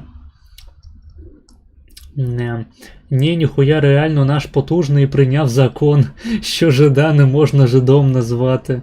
Я вважаю, це аж канаська опришнена. Добра тема для обміркування з Базілевичем на сумісному стрімі, я так лічу. Вось, дарэчы, можаце панакідаць якіх-небудзь тэмаў, на якія вы лічыце было б нам цікава з ім паразмаўляць, таму што я-то ягоных відосаў шмат не бачыў, не ведаю, якія ў яго такія мэйн-тэмы. Я трохі зарыентаваўся, што ён таксама біёлях, але ўкраінскі. Ён чакае ад мяне, што я яму паясню за Беларускую акадэмію навук, але я ў акадэміі навук, я з акадэміі навук, карацей, беларускай, шмат дачынення не меў. Я магу толькі расказаць аб тым, наколькі гэта, блядь, мёртвае месца. Гэта просто акадэмія могілак Беларусі, я б сказаў. Вось, я-то больш па польскай, у польскай навуцы кручуся, і тое толькі пачынаю гэта рабіць. Але наколькі я зарыентаваўся, ён там працуе ва ўкраінскай акадэміі навук, ён энтамолог, здаецца, то бок займаецца інсектамі, шасціножкамі. Гэта можа быць некаторага пункту гледжання таксама цікава абмеркаваць. Вось, хаця я вось, напрыклад, не працую нават з мушкамі пладовымі. У нас ёсць цэлыя лабы, якія гэтымі мушкамі займаюцца, і ў асноўным яны даследуюць усялякія малекулярныя працэсы. То бок, скажам, якія-небудзь гадзіннікі. Вось у мяне курс цэлы распачаты пра гэта ёсць, пра гэтыя самыя гадзіннікі ўнутраныя. Абавязкова яшчэ да іх вернемся. Ну і карацей, значная частка механізмаў молекулярных пра гэтыя ўнутраныя гадзіннікі была выкрытая на мушках. Нават была Нобелеўка ў 2017 годзе. І ў нас цэлыя лабы займаюцца гэтымі мушкамі, у тым ліку і унутранымі гадзіннікамі, і усялякімі аспектамі развіцця. Там развіццё вока, здаецца, прынамсі з таго, што я чуў, даследуюць. Ну і усялякія розныя іншыя цікавыя рэчы, там даследаванне хваробы Паркінсона таксама. Ці не Паркінсона, або Паркінсона, або Альцгеймера. Вось я зараз не памятаю. Памятаю, што там тэсты спецыяльныя рабілі на гэтых мушках, калі каб зразумець, ці сапраўды мы назіраем нейкае парушэнне рухавых гэтых самых механізмаў руху. Хутчэй за ўсё гэта быў Паркінсон, таму што, лягічна, пры Паркінсоне просто парушаецца коаардынацыя рухаў, яны робяцца занадта рэзкімі, таму што памірае тая частка нейронаў у мазгах, якая адказвае за карэкцыю, за нейкія больш тонкія дакладныя рухі там пальцамі. Напрыклад, вось у людзей з Паркінсонам ёсць праблема з тым, каб кубак з напоем падвесці проста блізка да свайго роту і напіцца вады. Яны гэта робяць занадта рэзка, у іх усё выліваецца. У прынцыпе, там можна нават фейс людзей з хваробы Паркінсона адразу пабачыць, ён такі закасцінелы, то бок пакутаюць таксама мімічныя мышцы твару. Але гэта да чаго? Там эксперыменты проста такія робяцца, дзе, каб праверыць здольнасць да парушэння гэтых самых мушак, іх прымушаюць узбірацца па сценцы, груба кажучы, пешшу. Ёсць спецыяльны такі тэст, я не памятаю, як ён называецца, але сутнасць ягоная заключаецца ў тым, што мушкі, яны проста павінны ўзбірацца па сценцы. І калі яны хуёва гэта робяць, або занадта павольна, або проста падаюць, то гэта сведчыць аб тым, што нам удалося пабудаваць мадэль хваробы Паркінсона ў мушак. Вось, я сам на мушках нічога не раблю, я працую з пацукамі, і я займаюся электрафізіялогіяй, то бок таксама з малекуляркай прамога дачынення пакуль што прынамсі не маю. Тэкс. Карацей, я гэта да таго, што можаце панакідваць якіх-небудзь тэмаў, якія вы лічыце, што было б цікава нам абгаварыць.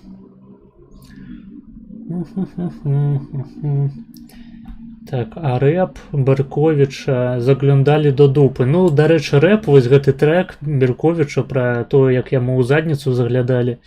Гэта літаральна найлепшае, што Берковіч у сваім жыцці выдаў сябе. У тым ліку найлепшае ягонае палітычнае дасягненне.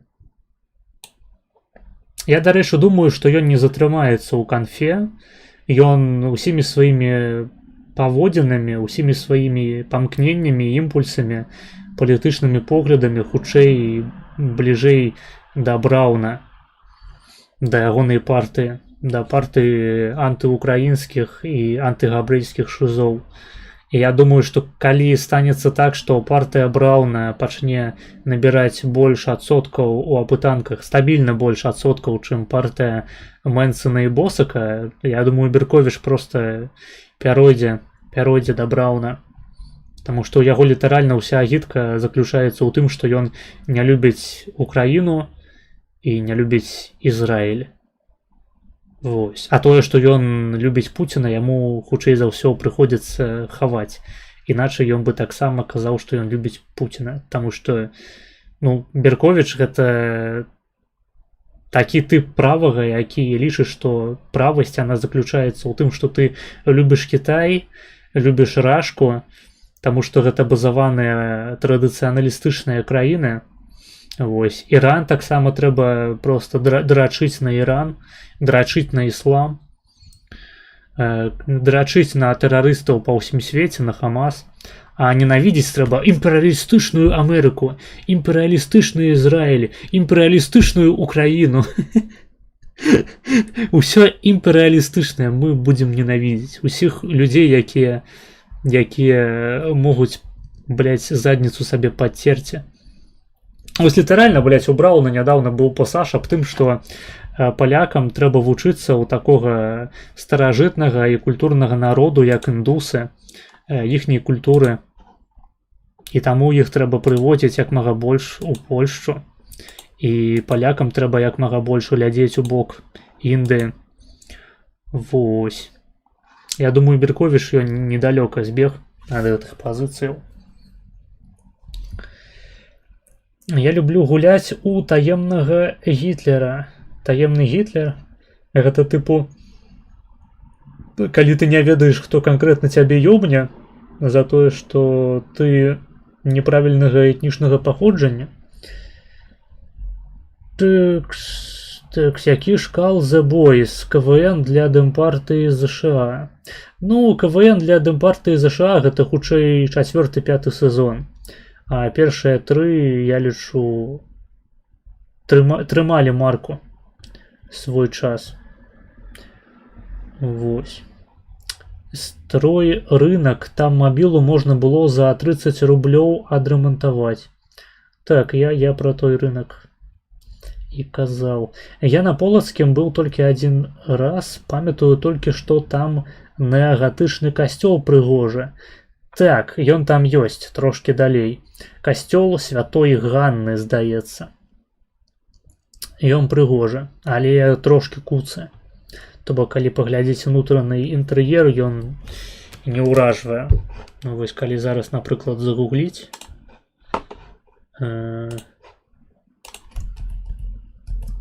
Касцёл. Я ж не блытаю, ён так называецца.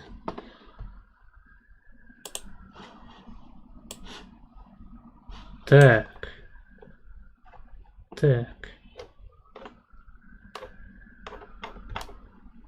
Але... Вось так ён выглядае. Тыпу, зараз вам покажу. Пу-пу-пу. Во. Паглядзіце, што гэта за хуйня? Па-першае, што гэта за дыванок, цыганскі пасярод праходу? Хто гэта прыдумаў туды пакласці? Што гэта за хуйня? Я разумею, што ў польскіх касцёлах таксама ёсць дыванок гэты крынжовы, але ён прынамсі аднатонны. Што гэта? Проста гэта нібыта з маёй сцяны, у дзяцінстве сабралі і раскруцілі, там павялічылі з дапамогай 3D прынтару і проста захуярылі на ўвесь пакой. Не ведаю, выглядае, вось гэты пакой, ён, шчыра кажучы, вось гэты храм, гэта храм Святой Ганны у Віцебску, ён выглядае як пачакальня, як зал чакання на чыгуначным вакзале. І вось тыя самыя бабкі, вось нібыта проста яны зараз падымуцца і пойдуць на бліжэйшы рэйс у якое-небудзь гэтае езярышча ці гарадок. Гэта так выглядае. Арган прынамсі ёсць. арган ёсць. Не ведаю, ці там спяваюць на службах і наколькі гэта рэгулярна адбываецца. Вось яшчэ здымак самога алтару. Ну, таксама зор з неба не хапае. І нават тут паклалі гэты крынжовы дыван і памялі яшчэ яго, блядь. І чамусьці яшчэ, блядь, адзін дыванок паклалі папярок. Я не ведаю, гэта павінна, мабыць, сімвалізаваць крыж, што ты павінен, як Езус Христос, просто паваліцца на гэты дыван, пачуць ягоны пах і здохнуць у пізду. Але, ну, такое тут таксама прыдумалі. Касцёл Святой Ганны, хаця нібыта, вось паглядзіце, звонку ён выглядае вельмі шляхетна. Гэта ж ён, правільна? А не, гэта Вільня. А я вам правільны касцёл паказваў, у прынцыпе-то? А, блядь, гэта неправільны касцёл. Блядь, пачакайце, а як? Ёб вашу мать, мабыць, трэба пісаць Віцебск. Ці я блытаю, ён не святой... А, ён святой Барбары, ёб вашу мать, блядь. Выбачай. Барбары. Касцёл святой Барбары. Выбачаюсь, я толькі што абасраў літувійскі касцёл. Гэта быў нейкі літувійскі касцёл, блядь. Там літаральна быў гэты літувійскі сцяжок. Няёмка атрымалася.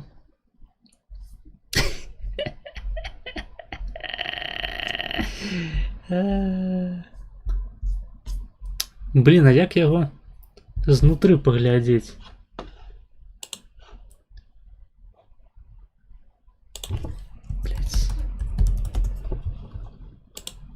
Касцёл Святой Барбары, Віцебск. Вось. Не, ну гэта выглядае лепей. Вось, давайте покажу. Вось, паглядзіце. Я пагнаў, карацей, занадта. Я просто там унутры быў, мабыць, раз-два ў жыцці. Таму нагнаў, карацей, лішняга. Вось, так гэта выглядае. Вось, з вуліцы, з такога ракурсу. Так выглядае у профіль. Не профіль, як гэта называецца, карацей, у профіль, правильно ж?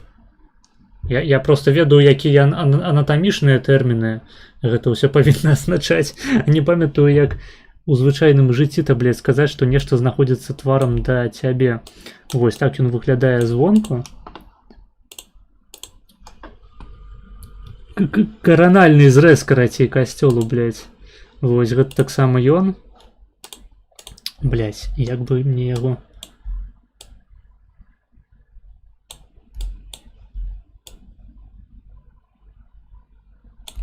Вось, гэта ён таксама.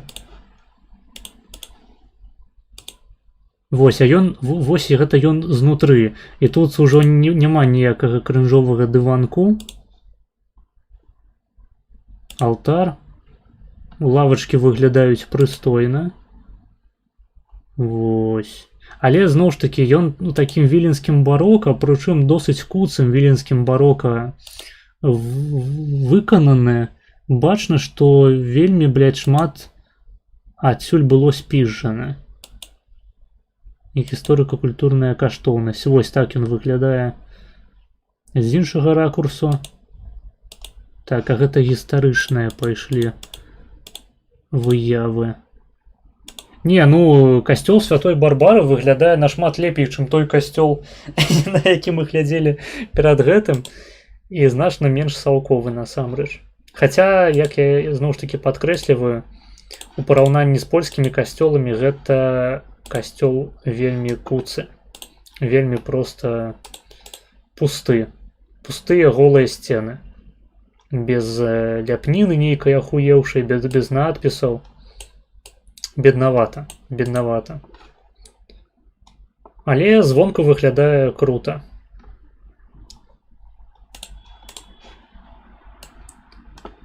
Текс.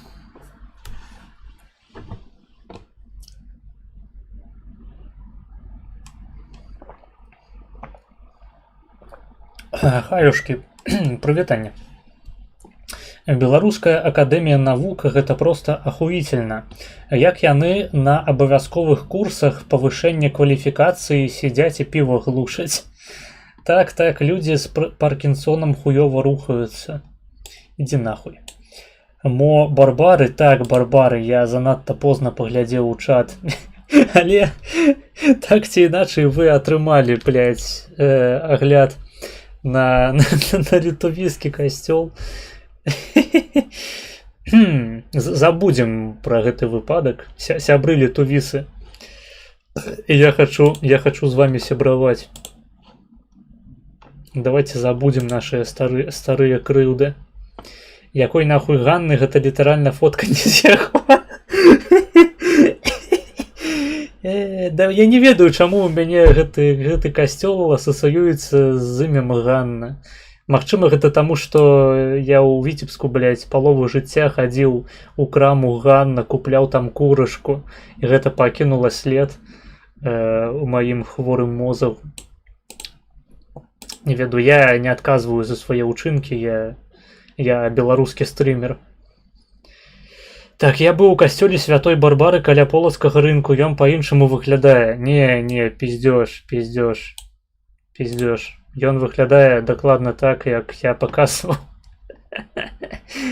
Гэта, здаецца, іншы касцёл, там скляпенні болей высокія павінны быць. Я спадзяюся, што людзі, якія ліванулі са стрыму, яны проста ахуелі ад узроўню маёй вось прасторнай такой дэбільнасці, што я не пазнаў, што гэта іншы касцёл. Фасад. Тэст на віцебчаніна правалены, Палішук выяўлены. Гэта хутчэй тэст на каталіка правалены, ведаеш? І ў прынцыпе на хрысціяніна. Таму што мы хадзілі ў храмы толькі ў праваслаўныя і толькі для таго, каб нам яйкі пасвянцілі і кулічы. Але я згодны, што гэта было забаўна. Тое, як я памыліўся. Чаму я падумаў, што ён святой Ганны?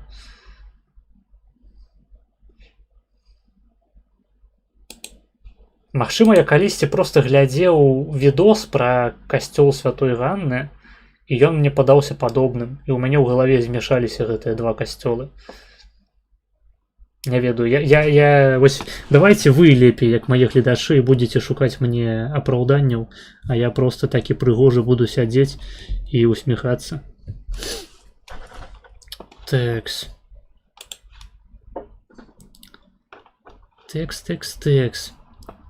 Ну што, шаноўнае спадарства, я ў прынцыпе падняў усе тэмы, якія я хацеў падняць сам. Працягвайце задаваць свае пытанні, прапаноўваць якія-небудзь тэмы. А я думаю, што наступіў час, каб нам пачаць глядзець відосы. Дарэчы, наконт відосаў. Мне дасылалі донат на папярэднім стрыме з песняй. Секундачку. Вось, дасылалі мне 10 злотых і прасілі ацаніць. Я вось Лізе закінуў гэтую спасылку, а сам не паглядзеў. Бля, пиздец, пачало лукам хуярыць, хтосьці гатуе лук, хтосьці яго смажыць, ці што ён з ім робіць. Просто пиздец, або гэта...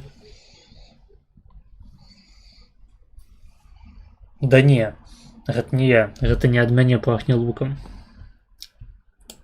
Так, давайте праверым на усялякі, ці ёсць тут аўтарскае права. Здаецца, няма. Карацей, трэба спачатку нам паслухаць з вами, таму што гэта, ну, фактычна праходзіць па найвышэйшай чарзе, а ў папярэдні раз мы гэта не паглядзелі, таму must watch. Пи-пи-пи-пи-пи-пи-пи-пи-пи-пи. Вось.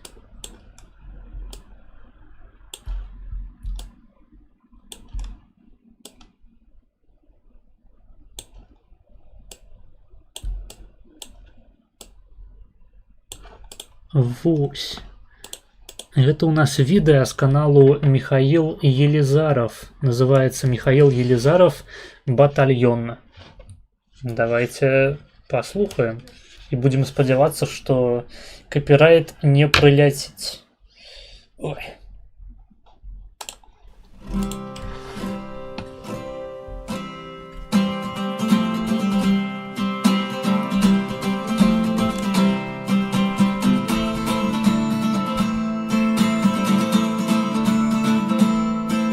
С листьями дубовыми крест, прямо дорога на Брест.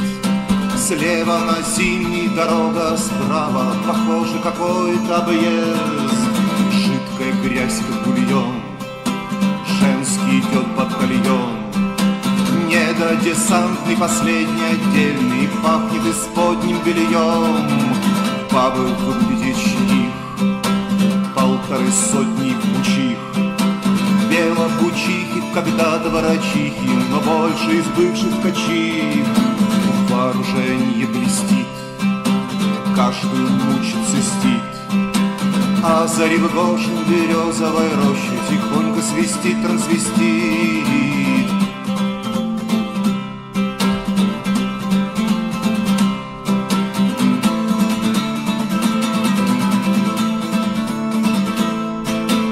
Втоптанный в землю шиньон, женский прошел батальон. В теле токсины стрекочут Максим, и солнце горит медальон. Вот и ледовый дворец, только подтаял торец. Гордо сияют над куполом зимнего 5 олимпийских колец. Вот сторожат юнкера, 133 гендера. С ними кадеты все полураздеты, все как один нигера. Лезет на штурм матросня, телом матросским дразня. Горе России, не пида Россия, а вечная эта грызня.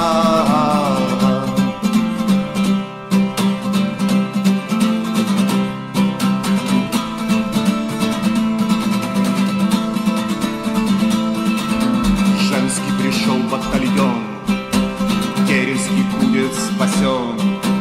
И революция не повторится, и выстоит дом перед нее.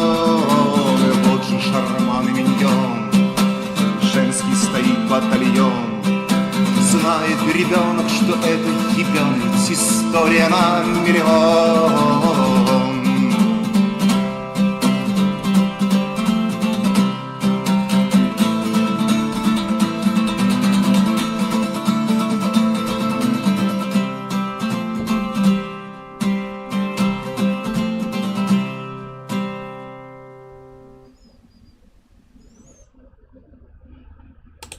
Дякую за песню.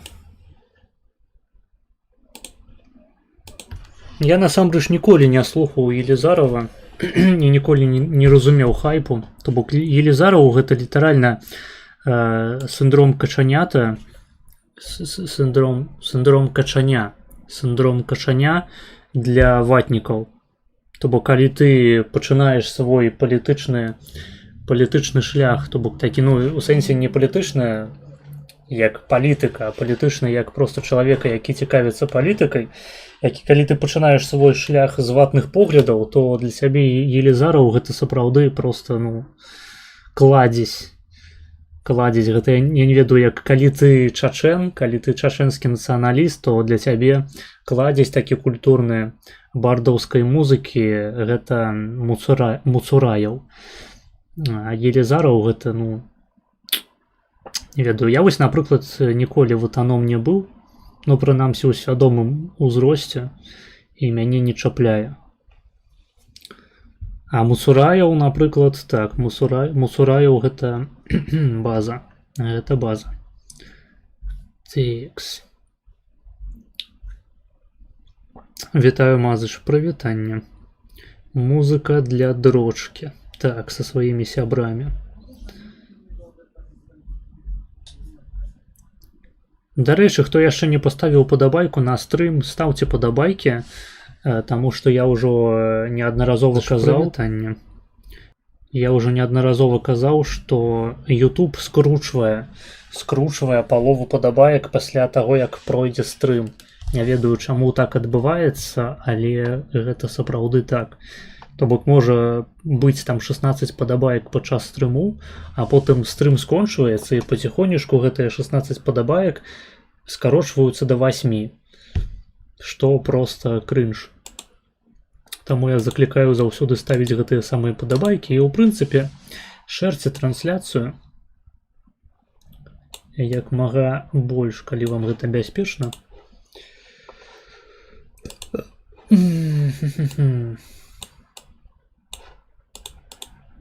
І па спасылках пераходзьце ў апісанне.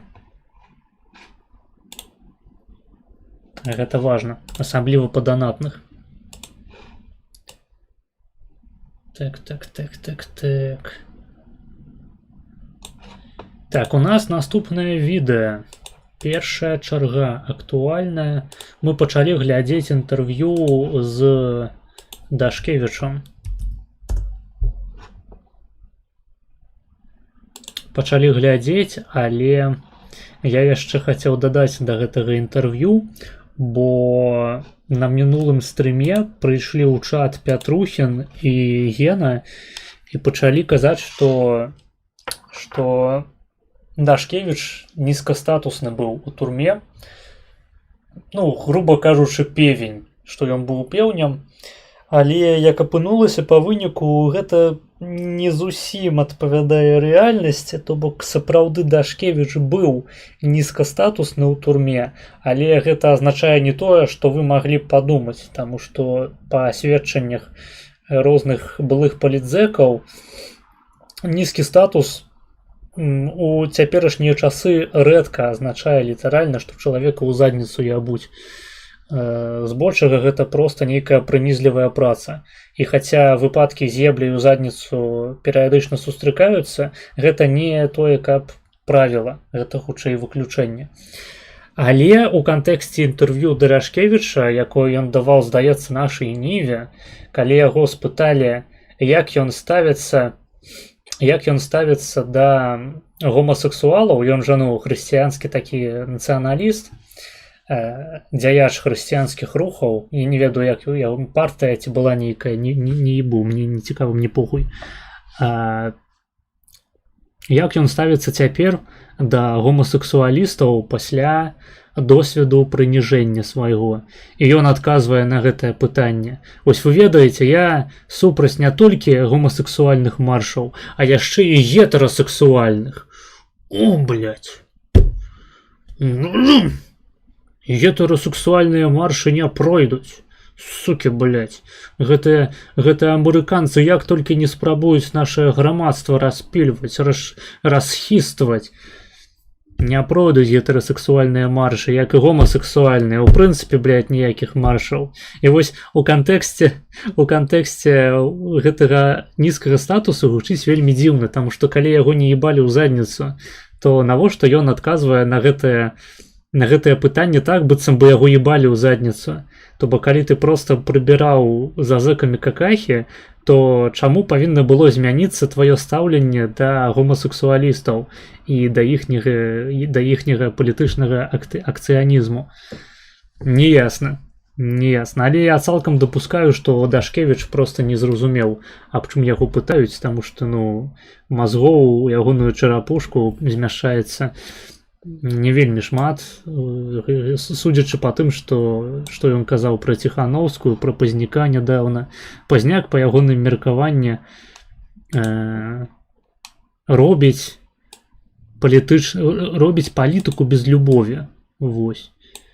Ён займаецца нейкім палітычным варушняком, гэты Пазняк, але без любові. Вось. Называе ўсіх агентурай, крытыкуе, не хапае любові Пазняку. А Ціханаўская, так, Ціханаўская гэта the best, гэта лідар нацыі, гэта прэзідэнтка, гэта проста маці ціці, вось гэтыя малочныя доечкі і ўсё як мага больш смачнае малачко просто струіцца, і вось гэта ўсё па твары Дашкевіча, і тут ён прачынаецца са стаяком і пачынае просто тэлефанаваць дзядку, каб той яму аказаў паслугу секс па тэлефоне. Не ведаю, карацей, наколькі там глыбока сягаюць ягоныя эратычныя думкі у бок Ціханаўскай, але фразы такога кшталту можна было ад яго ўжо пачуць. Таму я цалкам дапускаю, што ён проста не арыентуецца у тым, аб чым у прынцыпе разважаюць людзі вакол яго. Ведаеце, у мультфільме The Incredibles, суперсямейка, быў такі персанаж, як яе звалі, я не памятаю. Такая дзяўчына, якую мелкія пиздюкі, вось гэты Эш, здаецца, і Вайлет звалі дачку галоўных герояў, ну і пиздюка гэтага Эша. Вось яны яе нанялі для таго, каб яна сачыла за яшчэ меншым пиздюком. І вось яна, карацей, распавядала, што яна ставіць Моцарта гэтаму маленькаму дзіцяці, таму што прачытала, што Моцарт ён падвышае інтэлект дзяцей, і вельмі шкадуе аб тым, што ёй у дзяцінстве не ставілі Моцарта, і яна цяпер не разумее паловы з таго, аб чым людзі размаўляюць. Вось Дашкевіч, ён і ебалам падобны вельмі на гэтую дзяўчыну, і ў прынцыпе ладам ягонага мыслення. Гэта я хацеў проста удакладніць перад праглядам інтэрв'ю, што я зрабіў свой рэсёрч, і цалкам магчыма, што Дашкевіча насамрэч ніхто не ебаў, просто у яго была досыць неадназначная рэакцыя на недарэчнае пытанне. То бок замест таго, каб сказаць, што ў прынцыпе мой турэмны досвед, мой досвед прыніжэння не мае нічога агульнага з гомасексуалістамі, ён пачаў распавядаць пра нейкія эфемерныя гетэрасексуальныя маршы, што проста забаўна і натхняе на некаторыя крамольныя думкі. Вось, але хуй бы з ім, давайте паглядзім гэта інтэрв'ю 609. Вось, з каналу Толк, называецца Дашкевіч, якія мы вахлакі, самі ва ўсім вінаватыя. Зміцер Дашкевіч у Ток. Так, што там у вас у чаце? Пакуль відос пастаўлю. Ось, що там у чаті. Я би російську вивчив тільки за те, що нею співав Мцуцераєв. Так, я б так само, коли б ведав, хто такий Мцуцераєв. Адзінае, што чуў у Елизарова пра пасіянарны толчок. Так, я ведаю толькі, я ведаю іншую песню про толчок. Зараз пачакайце.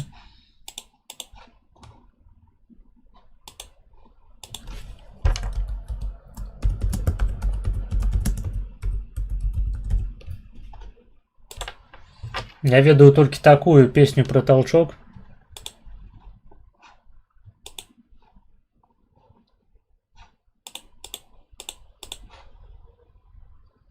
Ну? Блять, ну давай. Po twojej pysznej zupie nie ruszam dupy z klopa. Ta zupa była z mlekiem, na mleko mam alergię. Po twojej pysznej zupie nie ruszam dupy z klopa. Ta zupa była z mlekiem, na mleko mam alergię. Po twojej pysznej zupie nie ruszam dupy z klopa. Ta zupa była z mlekiem, na mleko mam alergię. Po twojej pysznej zupie nie ruszam dupy z klopa. Ta zupa była z mlekiem, na mleko mam alergię. Po twojej pysznej zupie nie ruszam dupy z klopa. Ta zupa była z mlekiem, na mleko mam alergię. Po twojej pysznej zupie nie ruszam dupy z klopa. Ta zupa była z mlekiem, na mleko mam alergię.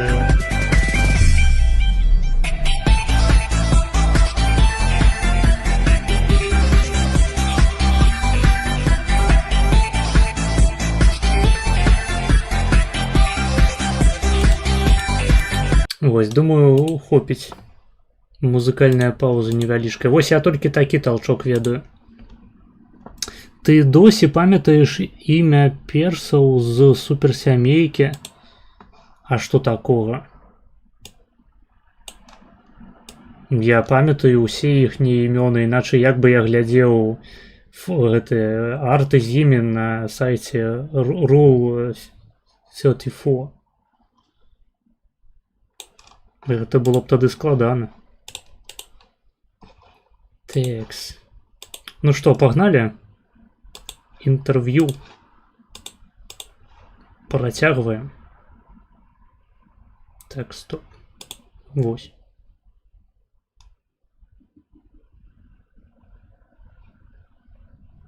Нейкія лагі. З інетам.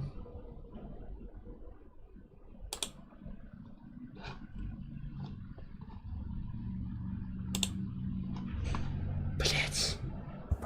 Так расскажи. Нічого. Назе. Моўныя дзяўчыны Вось. не могуць з ёй пару словаў гаварыць па-беларуску. Ну што гэта такое? Ну на што ты прэтэндуеш? Ну што ты заяўляеш? Ну каго ты ратуеш? Ну нічога, вот зараз не хацелі вучыць беларускую, давайте вучыць літоўскую, польскую і все астатнія мовы Еўропы. Так расскажи пра прыход у малады фронт. Як ты ўвогуле туды трапіў, калі ты не быў? Нельга вывучаць польскую мову, гэта крамола. Калі вы ведаеце польскую мову, то вы не нацыяналіст, вы хуіст, блядь. Беларускамоўным. Сітуацыя такая. Так казаў Дарашкевіч. Я памятаю рэферэндум 95-го года, дзе Лукашенко адмяніў чырвона-белы сцяг. І, ну, мне колькі тады было? Мне было непоўных 14 гадоў, 13. Дзіця яшчэ, падлетак. Так, дзіця, можа нават яшчэ і не вельмі падлетак.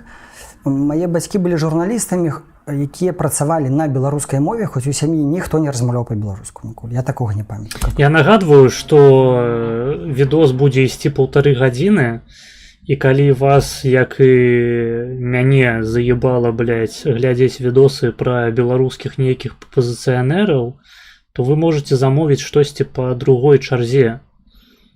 Гэта не тое, каб складана, не тое, каб вам прыйдзецца раскашэліцца моцна.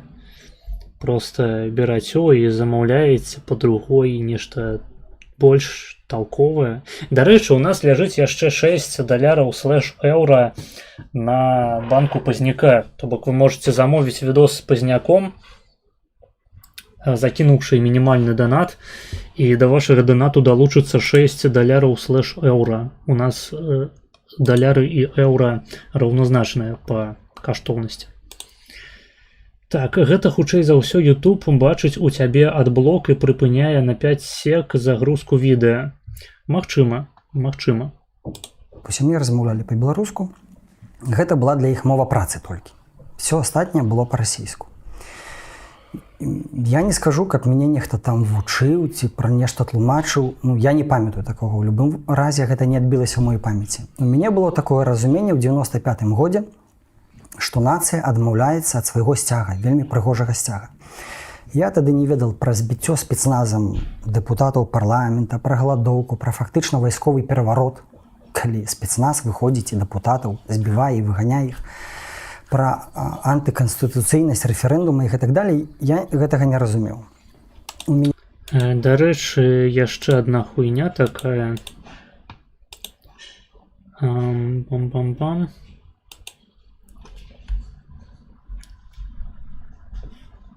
Секунду.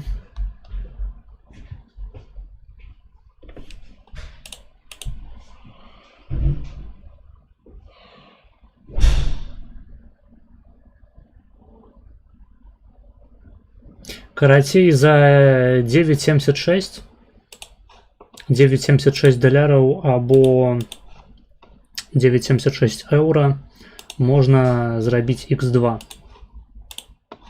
для гэтага відэа. Вось.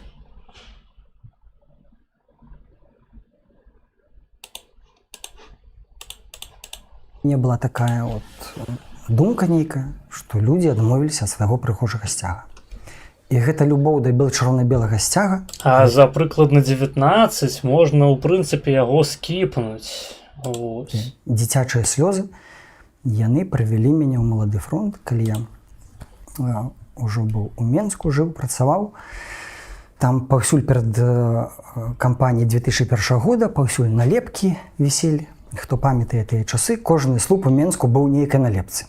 І я аднаму хлопцу, з якім працаваў, кажу: так, мне трэба в апазіцыю.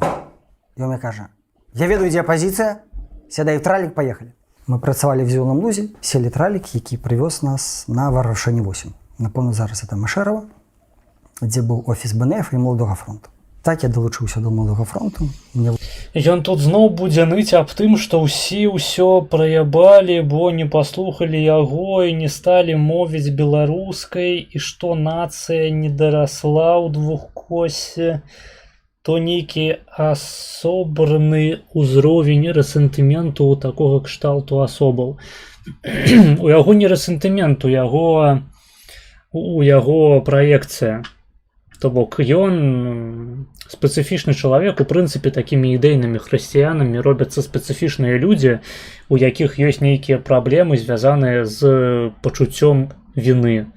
Яны за нейкія падзеі ў сваім жыцці, за нейкія свае ўласныя ўчынкі адчуваюць глыбокую правіну, і гэтая правіна выліваецца ў іх і ў хрысціянскую веру, і ў экстрапаляцыю сваёй гэтай віны, гэтага пачуцця віны глыбокага, усеабдымаючага на іншых людзей. Вось таму ён пачынае свае ўсе гэтыя выступы з таго, што ўсім трэба пакаяцца за савецкія злачынствы, пры тым, што нібыта значная частка людзей не мела ніякага дачынення да савецкіх злачынстваў. І, в прынцыпе, не вельмі ясна, як за іх трэба каяцца ў такім выпадку. Ці, напрыклад, людзям, якія пацярпелі ад камуністаў, таксама трэба каяцца, хуй ведае. Ну, карацей, усім трэба пакаяцца, і тады ўсё будзе ахуіцельна. Гэта не рэсентымент, гэта менавіта проста чалавек псыхованы ўебан. І як я ў мінулы раз распавядаў, трэба адразу, вось мне здаецца, гэта і ў вайсковых. У вайсковых таксама вельмі актуальная тэма, калі табе трэба зразумець, вось твой паплечнік, ён на вайну прыйшоў таму, што ён ваяваць хоча, ці таму, што ён хоча здохнуць у пізду. Бо калі ён хоча здохнуць у пізду, то ён здохне і за сабой яшчэ пацягне некалькі сваіх пабрацімаў. Так жа і тут. Калі ў чалавека проста нейкая пустэча ўнутры, ён намагаецца яе запоўніць всялякой хуйнёй па тыпу, там, не ведаю, хрысціянства. Ну, яшчэ ў лепшым выпадку, ведаеце, такое народнае хрысціянства ў двухкосці, зноў ж такі. У горшым выпадку гэта такое сапраўднае, неіранічнае і досыць навязлівае хрысціянства. Як у выпадку Дашкевіча, які нават калі не прапагуе хрысціянства, ён прапагуе хрысціянскую мараль. Прычым самую пораджную версію хрысціянскай маралі з тых, якія можна ў прынцыпе сабе ўявіць. Так ён будзе ныць, ён будзе проста сядзець такі: беларусы, яны не размаўляюць па-беларуску. Што я зрабіў для таго, каб яны размаўлялі па-беларуску? Ну, я проста быў палітычным актывістам, мы капалі акопы на мяжы на мяжы. Гэта не нацыянальныя людзі, гэта агентура, гэта людзі, якія скампраметавалі сябе, гэта маргінез, якія зайшлі ў тупік. Так. Давайте донат зачитаем. Донат, значится, Бауфман задонатил 3 евро и пишет: давай яшчэ крыху про архитектуру по актуальной. Так, ну по актуальной гэта у нас по першай атрымліваецца. Калі ты меў на увазе по другой, то бок как мы адразу гэта поставили, то удакладней або з наступным донатам, або ў чаце хаця б. Так, гэта у нас 3 евро, а значыць 30 хвілінаў па першай. Дзякуй за донат, ты неверагодны. Вось ты конкретно ты, донатер неверагодны. Вось табе сэрцайка. Вось, я пра Дашкевіча казаў, што ён будзе проста ныць, проста перакладаць сваё пачуццё віны на іншых людзей, таму што ён, блядь, нестабільны псіхічна. І гэта не тое, каб рэдкасць у апазіцыі. Текс, блядь, гэта хуйня. Во.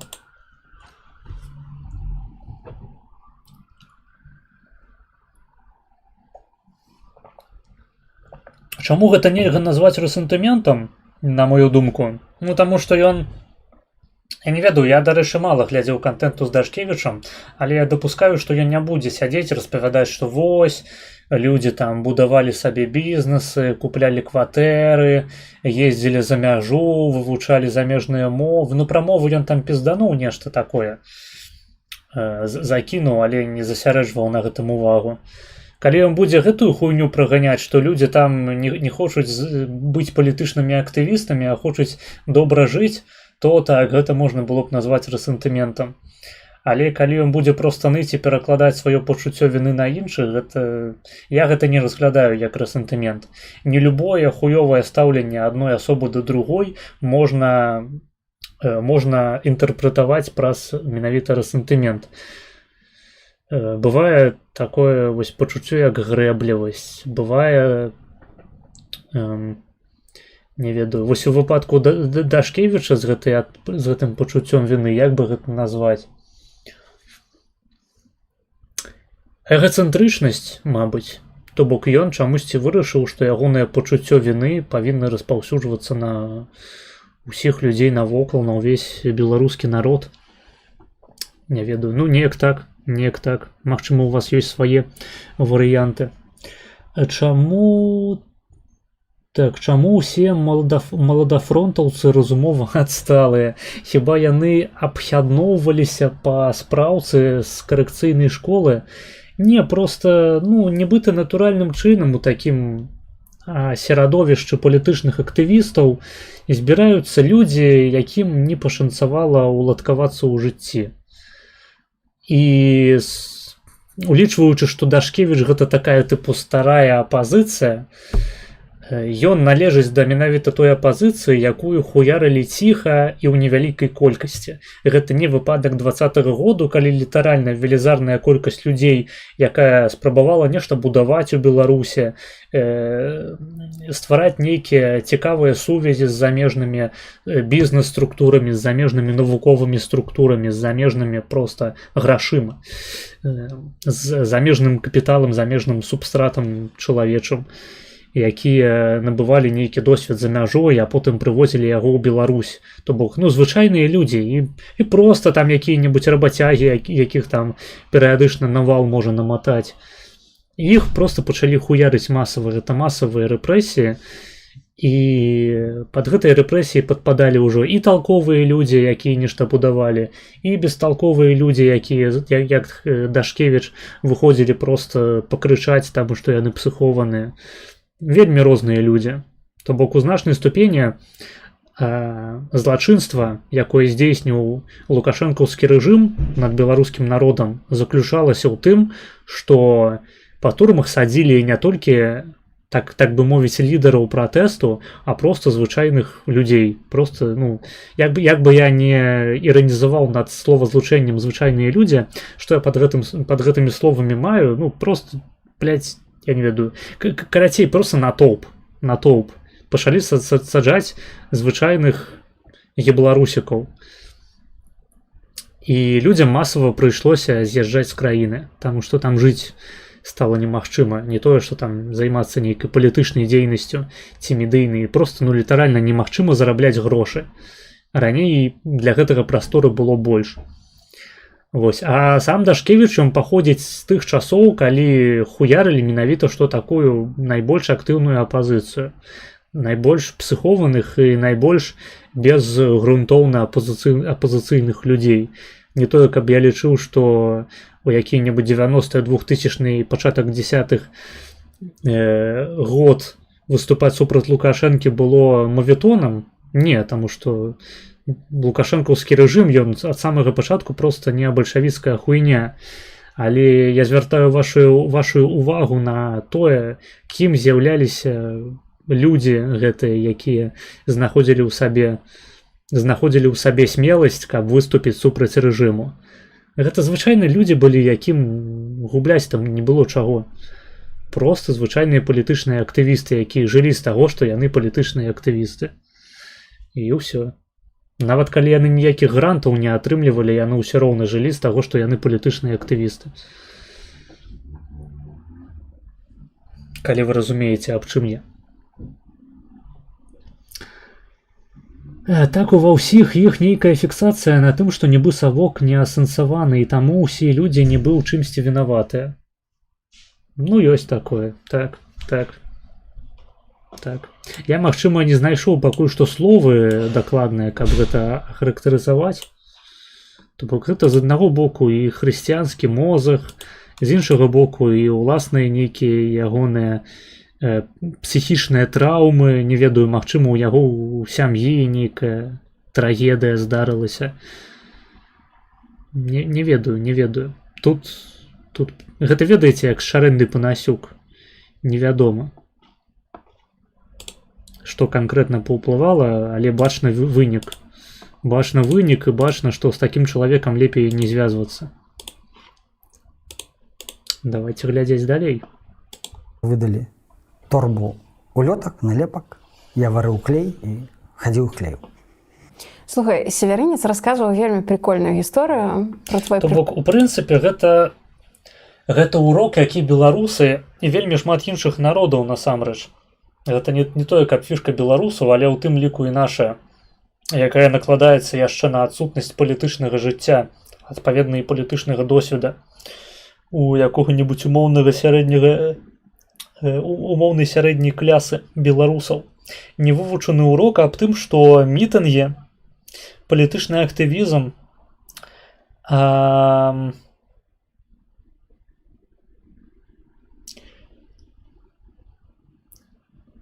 дэманстрацыя гэта метады барацьбы у двухкосе, якія існуюць выключна для саміх сябе. Яны ніколі не прыводзілі да ніякіх карысных наступстваў і ніколі не прывядуць. Мы жывем не ў ЗША, мы жывем не ў заходняй і нават не ва ўсходняй Еўропе. Мы, беларусы, жывем у, дыктатуры. Гэта нават у Еўропе і ў ЗША далёка не заўсёды працуе. Часцей за ўсё гэта проста спосаб пасіянарную моладзь выкрываць і ламаць ім жыцця. Вось. У нас гэта проста прымае неверагодныя маштабы. Калі з самага маладзенства людзей забрываюць у гэтыя апазіцыйныя структуры, каб яны не будавалі сабе кар'еру, не будавалі сабе сувязі, не будавалі саміх сябе, як актыўных грамадзянаў, ведаеце, такіх, якія могуць зарабіць грошай, праявіць сваю пазіцыю, у тым ліку на ўзроўні фінансавай падтрымкі, якія могуць сабе купіць зброю, якія могуць абараніць сваю ўласную зямлю, таму што яны на яе напрацавалі. Карацей кажучы, чалавек, дарослая палітыка, яна заключаецца ў тым, што ты асцярожна, з дапамогай сваіх рычагоў уплыву намагаешся лабіяваць свае інтарэсы ў грамадстве, праз іншых людзей у тым ліку, праз нейкія фінансавыя інтарэсы, праз свае ўласныя праекты, бізнес-праекты, навуковыя праекты, сацыяльныя праекты. Для гэтага звычайна патрэбныя вялікія грошы. То бок займацца палітыкай, калі ты проста малады зялёны жук абосраны, не мае сэнсу. Ты проста будзеш выходзіць на дэманстрацыі, ты проста будзеш расклейваць гэтыя улёткі, ты проста будзеш уступаць у партыі, тым самым пятнаючы сваю рэпутацыю ў значнай ступені. І, што больш важна, хутчэй за ўсё трапляючы ў турму, дзе ты будзеш сядзець, праседжваць свае найбольш такія чуллівыя, найбольш прыдатныя для развіцця гады. І тое, чым займаліся такія Дарашкевічы, блядь, гэтыя пальчысы, хуяльчысы, севярынцы, статкевічы, гэта выключна набраць маладых людзей, зламаць ім жыццё і не дазволіць ім набраць нейкую масу для таго, каб яны маглі, ну, не ведаю, зрабіцца наступным пакаленнем свядомых беларусаў, таму што, ну, значная частка людзей гэтых або зламаецца ў турме, або проста выедзе за мяжу. Вось. З іншага боку, гэта набівае ім пэўныя балы палітычныя. І потым яны могуць ездзіць за мяжу, распавядаць там, як яны ахуенна змагаліся з рэжымам Лукашэнкі. Таму што яны ладзілі палітычныя дэманстрацыі. Тое, што палітычныя дэманстрацыі ў дыктатуры прыводзяць выключна да закручвання гаек, усім насраць.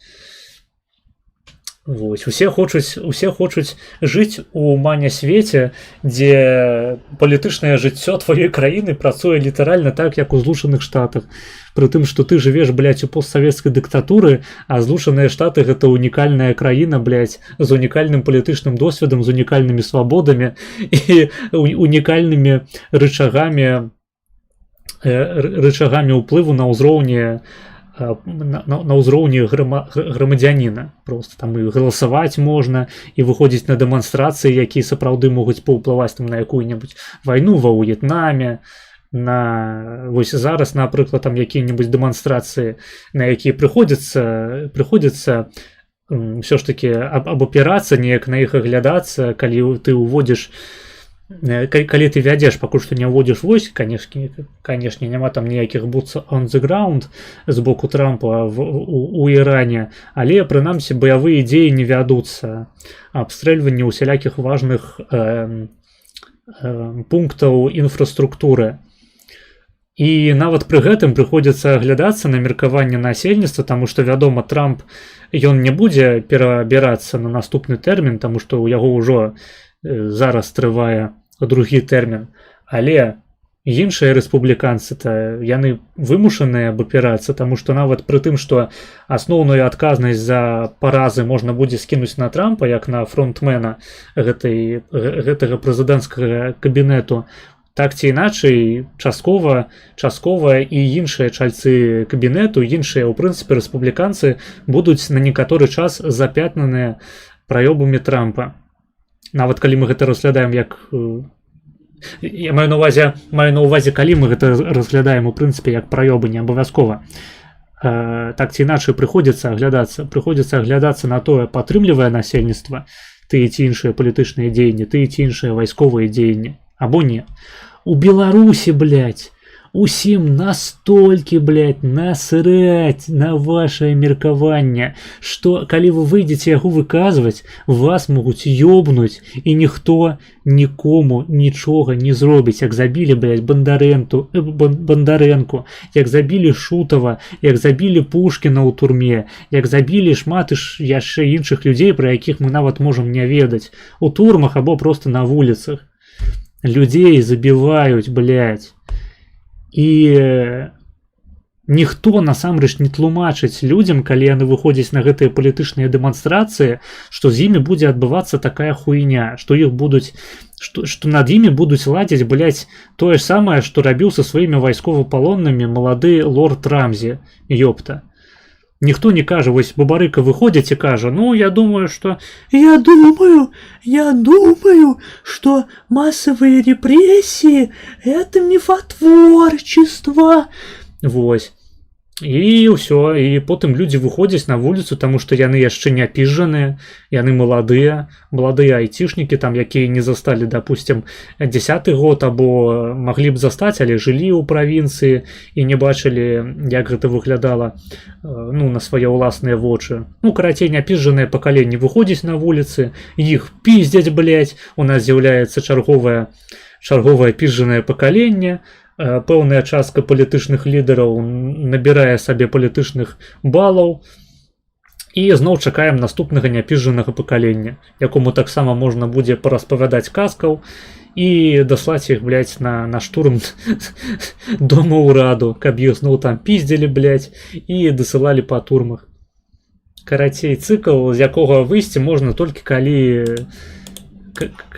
калі якія-небудзь добрасумленныя людзі з вялікімі грашыма возьмуцца за прапаганду для беларусаў, якая будзе такія відавочныя рэчы тлумачыць. То бок, ну, груба кажучы, форсіць тэйкі пазняка так, як быццам бы пазняк быў беларускім, ну не ведаю, хаця б гэтым, блядь, Чычваркінам, Светавым, хто там яшчэ ў іх папулярны такія, менавіта укладаючыся сваімі ўласнымі грашыма у свае медыа. Гэты Хадаркоўскі, здаецца, таксама у яго ўсё на ўласныя грошы, таму што ён алігарх былы расійскі. Ну, вось пакуль такіх людзей не з'явіцца, ўсё будзе ісці па колах, па старых. Таму што гэтая сучасная прапаганда, яна фінансуецца досыць сур'ёзна. І не беларусамі ніхуя. Вусь. Так.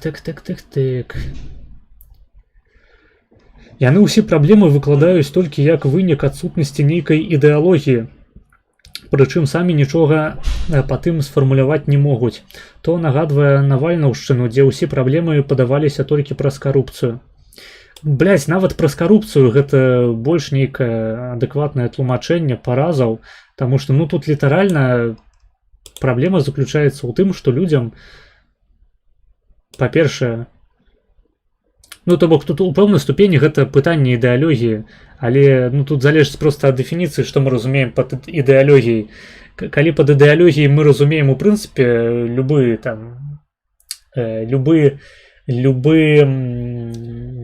шэраг поглядаў, любая сукупнасць поглядаў, то можна сказаць і так, але, на мой погляд, лепей адрозніваць, скажем, прапаганду нейкіх сапраўды карысных рэчаў, такіх як права на зброю, свабода слова, інвестыцыі, то бок распавядаць беларусам аб тым, як рабіць грошы, куды іх трэба ўкладаць, што грошы не трэба класці проста пад падушку, што грошы найлепей трымаць у далярах. Ну, гэта акурат не трэба тлумачыць беларусам, хаця я сустракаў такіх людзей, якія не іранічна, блядь, вялі дэпазіты ў беларускіх рублях і спадзяваліся ў беларускіх рублях накапіць сабе нейкі, блядь, капітал. Просто абсалютнейшая адарванасць ад рэчаіснасці, ад беларускай эканомікі. Але, ну, бог бы с ім. Большасць беларусаў лічыць усё ў далярах, што правільна. То бок просто літаральна нейкая фінансавая граматнасць, палітычная граматнасць. Людзям трэба тлумачыць, што яны жывуць у дыктатуры, што лепей галаву не высоўваць асабліва. Што калі у вас ёсць нейкія светлыя думкі, то паспрабуйце, блядь, іх рэалізаваць як-небудзь па-ціхаму. Што калі вы патрыёт, то вашай задачай як патрыёта з'яўляецца з'ехаць са сваёй краіны, прынамсі на некаторы час. Гэта проста абавязкова, каб пабачыць, як у прынцыпе жывуць іншыя народы. Гэта настолькі ж неабходна, як для наркамана, як для лекавання наркамана, выцягнуць яго проста з ягонага хворага асяроддзя, якое будзе пастаянна яго зацягваць у гэтае кола спажывання наркатычных рэчываў. І менавіта з гэтага кола, блядь, дыктатуры і лявацкай прапаганды, якая ідзе з медыя такіх як Еўрарадыё, Белсат, там Наша Ніва і гэтак далей, Зеркала, што трэба людзей выцягнуць з гэтага кола і змясціць у іншым асяроддзі. Каб яны ездзілі ў Польшчу, ў Чэхію, каб яны ездзілі ў Амерыку, каб яны ездзілі хуй бы з ім, там, у Нямецчыну, у Францыю якую-небудзь, дзе, прынамсі, ну, на ўзроўні эканомікі ёсць нейкія перавагі над усходняй Еўропай. Каб людзі ездзілі ў якія-небудзь цікавыя усходнія краіны, скажам, Японію, каб яны, напрыклад, паглядзелі на Японію і зразумелі, што можна неяк па-іншаму змагацца з праблемай дэмаграфічнага спадку, што можна не запускаць, скажам, да сябе тысячы расейцаў ці імігрантаў з трэцяга свету, а можна проста закрыць межы і паказаць усім сваю бібу, якая звісае да каленаў, там, якую-небудзь паўднёвую Карэю, гэтак далей. Проста паглядзець на розныя прыклады таго,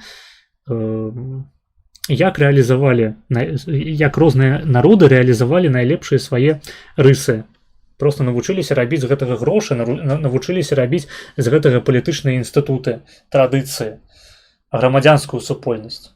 Не, замест гэтага што мы чуем па буйных беларускіх медыа? Мы чуем аб тым, што Лукашенко варуе грошы. Пиздец, блядь. Вось ты калі жывеш, расцеш у Беларусі, ніхто не ведае, што Лукашенко пиздзіць грошы, што кожны дробны чыноўнік так ці іначай пиздзіць грошы. Калі ты вучышся ў школе, абсалютна ніхто не разумее, што дырэктар школы ён піліць грошы, напрыклад, з якіх-небудзь алімпіяднікаў, з тэхнікі. Вось табе паставілі які-небудзь тэлевізор, блядь, ёбаны, які нахуй там нікому не быў патрэбны у фае у школы, які паказвае просто, не ведаю, карцінку якую-небудзь крынжовую, ці ў прынцыпе выключаны. І ў гэты момант ты не разумееш, што на гэтай хуйні хтосьці папіліў грошай. Таму што, блядь, так, беларусы просто ідыёты ўсе пагалоўна з дзяцінства. Таму так, безумоўна, трэба, каб на Еўрарадыё табе пра гэта патлумачылі, або на Белсаце. Тлумачыцца пра тое, што Лукашенко, оказывается, блядь, плохой. Оказывается, ён забівае людзей. Вось. Так. Ну, дарэчы, гэта акурат яшчэ ладно. Пра гэта шмат хто не ведае. І гэта важны аспект. Вось, але звычайна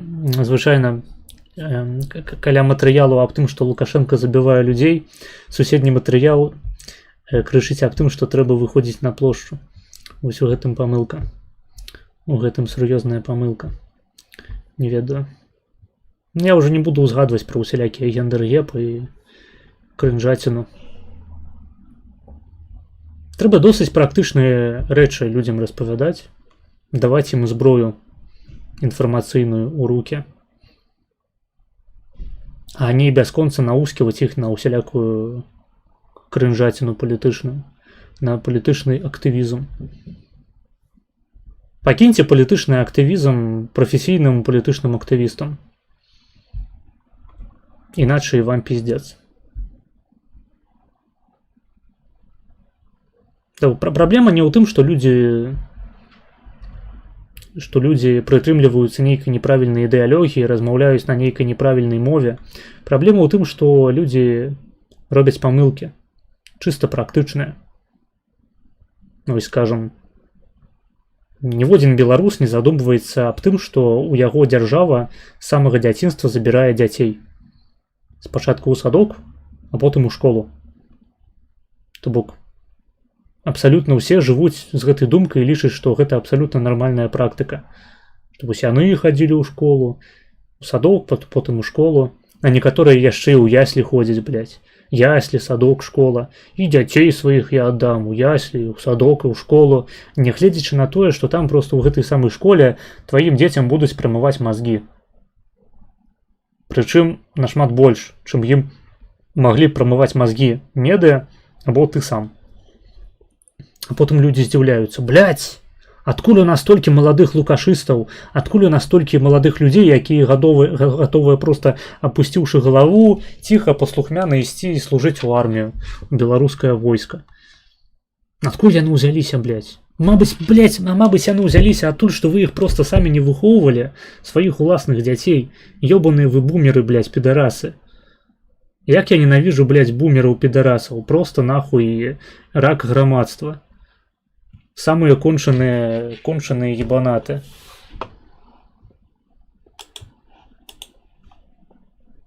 Якія спачатку галасуюць за Лукашэнку,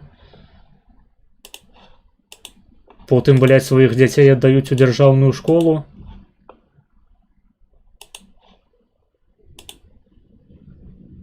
А потым здзіўляюцца, блядь, што ў Беларусі нахуй нічога не атрымліваецца. Што маладыя людзі адыходзяць ад палітыкі. Што ім больш не цікава слухаць пра тое, які Лукашенко хуёвы. Пра тое, як хуёва жыць у Беларусі. Так, у Беларусі хуёва жыць.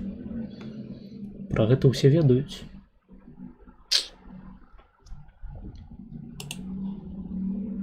Праблема ў тым, што ніхто не ведае, чаму. Падказка. Праблема далёка не толькі ў мове. Праблема ў генетычным субстраце, блядь. Генетычны, блядь, субстрат. Вось адказ на ўсе вашыя пытанні. Калі 70 год савок вынішчае найлепшых людзей, якія знаходзяцца на ягонай тэрыторыі, не толькі беларусаў, але таксама і украінцаў, і рускіх, то якія дэмакратычныя інстытуты не прапісваю ў Канстытуцыі, літаральна можна перанесці Канстытуцыю ЗША на беларускую глебу, ад гэтага Беларусь не зробіцца ЗША.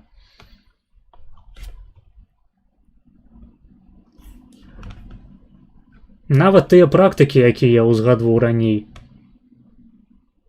не сядуць на гэтую глебу, з іх нічога не вырасце, калі будзе проста хуёвы субстрат. Падумайце над гэтым, я не буду гэтую думку развіваць, але вам раю задумацца. Вось.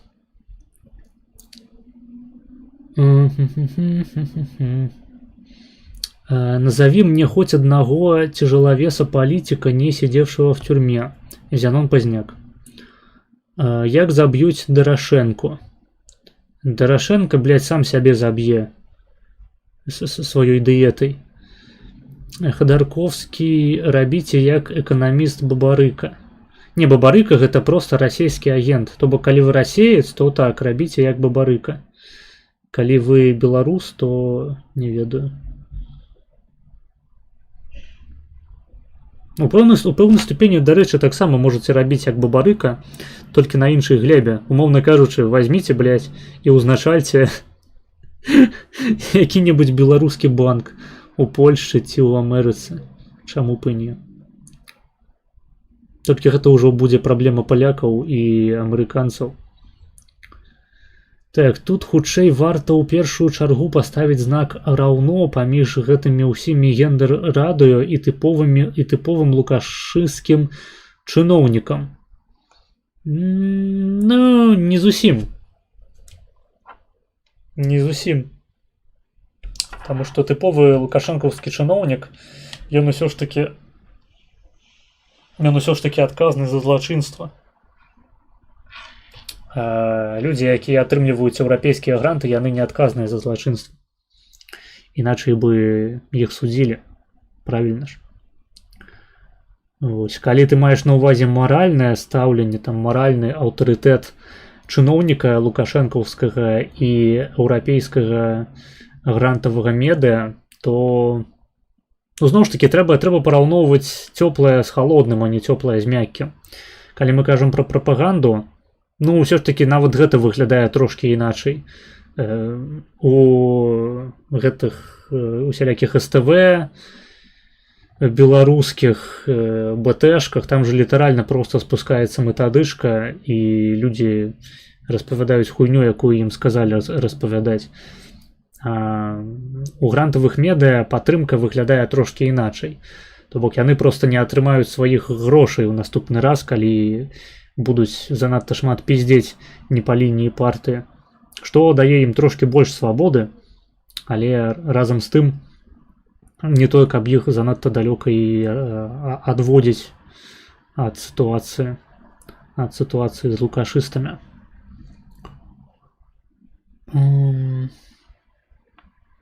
Таму не, я акурат не прыхільнік ставіць знак раўно, больш за тое значная частка людзей працягвае проста данаціць на гэтыя рэчы. То бок у Беларусі, прынамсі, у людзей ніхто не пытае, што яны хочуць падтрымліваць, што не хочуць. Яны проста плоцяць падаткі. А за мяжой людзі часта добраахвотна вядуць сябе як гоі, даюць сябе раскруціць. І я лічу, што гэтыя самыя медыа, гэтыя самыя грантавыя праекты, яны павінны існаваць. Яны павінны існаваць для таго, каб у дуракоў забіраць лішнія грошы. Літаральна вось механізм, як з гадалкамі, як з экстрасэнсамі, як з бабкамі-шаптухамі, павінны быць, гэтая дзейнасць павінна быць легальная і павінна нават, я лічу, схваляцца ў грамадстве. Таму, што гэтыя практыкі, гэтыя бізнесы дазваляюць забіраць грошы ў людзей, якія гэтымі грашыма і так не ўмеюць распарадзіцца правільна. Таму гой плаці, гой будь гоем. Хай цябе далей наёбваюць, каб ты, блядь, здох жабраком бомжом, не паспеўшы ўкласціся ў нейкую сапраўды сур'ёзную палітычную сілу. Таму што калі, блядь, гоі пачнуць яшчэ і лабізмам займацца, гэта ж поўны пиздец. Просто можна абасрацца адразу. Адразу прыстрэліцца, блядь.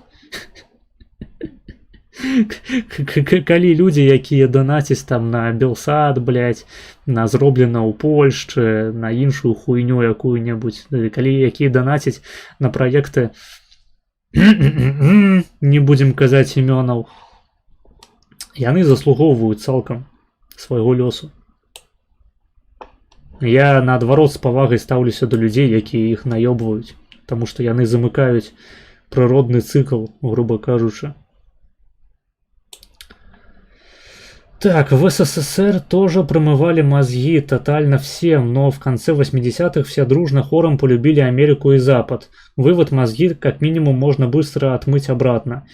Никто не любил Америку и Захад у 80-х.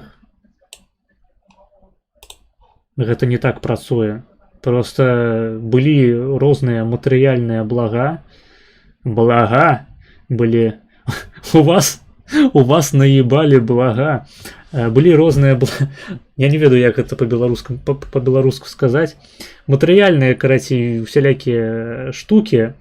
Музыка, адзёжа, літаратура, якая была просто якасней за савецкую. Таму людзі ухвалялись такія: Макдональдс, блядь, ёб твою мать. Бургер, гэта такая смачная штука. Але гэта ж не складае сутнасць таго, чым з'яўляецца Амерыка, чым з'яўляецца Захад. Гэта проста касметыка. Людзі не захапляліся палітычнымі інстытутамі Амерыкі. Людзі не захапляліся свабодай слова. Людзі не захапляліся свабодай нашэння зброі. Людзі не захапляліся моцнай судовай уладай. Яны проста бачылі, у якім калі яны жылі, і аддавалі перавагу лепшым прадуктам. Гэта не мае ніякага значэння. Асабліва улічваючы, што потым гэтыя самыя заходнія прадукты засталіся ў гэтых грамадствах, але ватанізацыя ішла тымі самымі тэмпамі. То бок які-небудзь Макдональдс, ён проста спачатку ўражвае людзей, а потым яны прызвычайваюцца, што гэта вось на кожным куце стаіць. І ім як бы ўжо не вельмі трэба. А прапаганда кажа, што піндосы гэта сатана. Ну, значыць, што піндосы гэта сатана. Ну і што большасць прадуктаў, якімі мы карыстаемся, гэта амерыканскія прадукты, не ведаю, еўрапейскія, ну, кітайскія яшчэ. Да похуй, блядь. Похуй, усё роўна іх трэба ператварыць у ядзерны попел.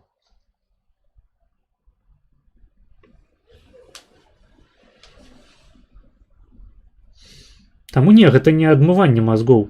Я нагадваю, што ў гэты перыяд людзі ваду зараджалі каля тэлевізара. Гэта ўсё яшчэ тупыя людзі былі вельмі распрапагандаваныя. І тут ёсць два аспекты, зноў ж такі. Гэта, па-першае, самі па сабе тупыя людзі, па-другое, людзі распрапагандаваныя. Не любога чалавека можна распрапагандаваць. Гэта проста справа інтэлекту. То бок так, нават самы разумны чалавек можа быць пад уплывам прапаганды. Пытанне проста ў ступені гэтага ўплыву. І людзі тупыя, яны ў прынцыпе яны не адрозніваюць тэлебачанне таго, што там паказваюць, ад рэальнасці.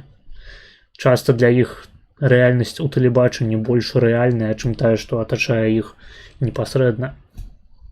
Таму не. Хуйня. Занон Пазняк, мелкий пескарь. Блять, хочу такі трек. Хочу, каб з'явілася музыкальная група з назвай Занон Пазняк, якая б написала песню «Мелкий пескарь». Мелкий пескарь. Имеются в виду политики уровня Гитлера, Гавела, Ленина, Сталина и тому подобное. Блять.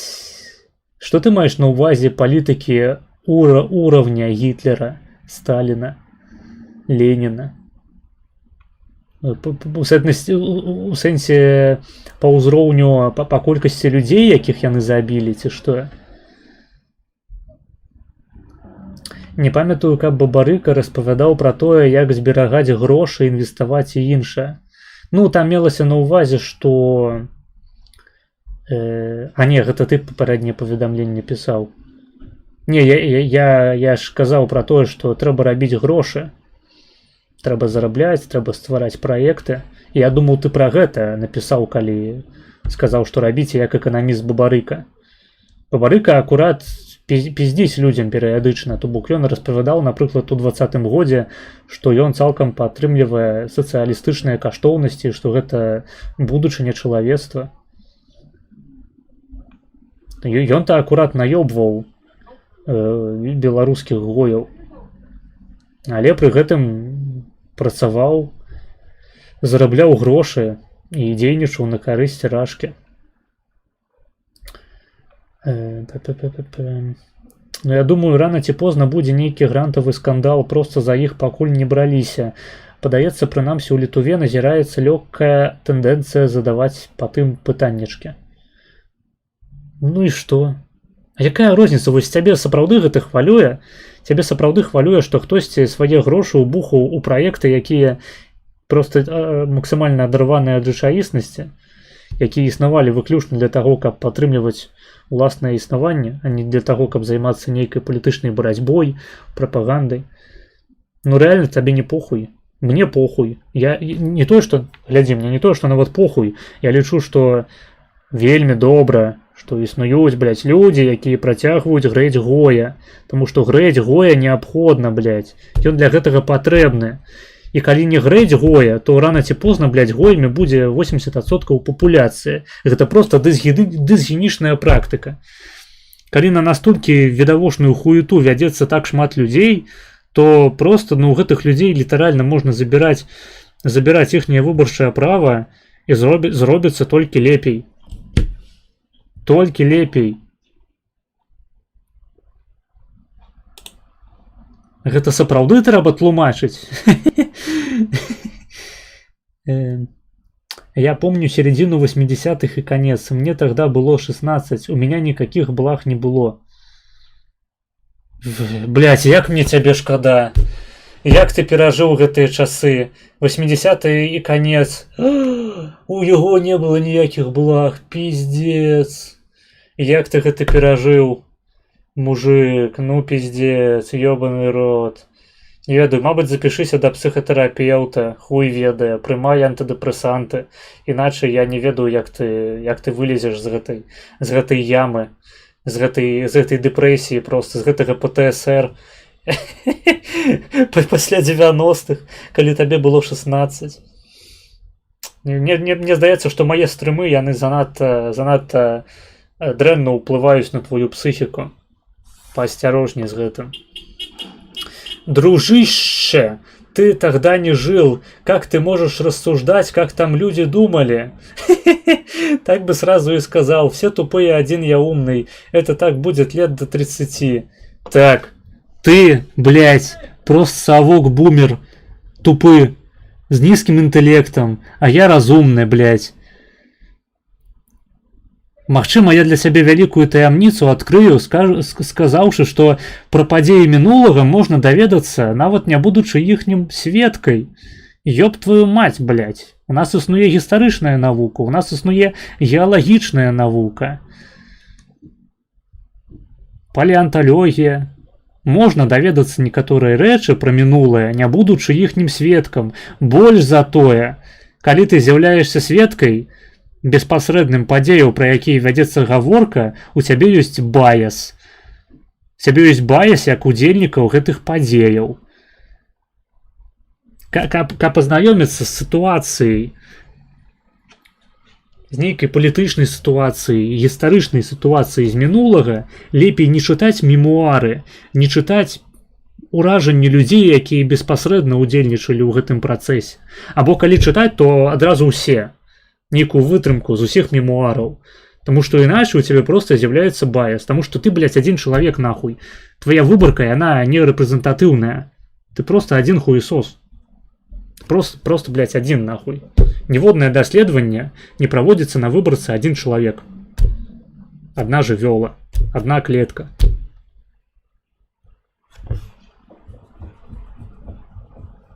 Ну, я не ведаю, я просто, блядь...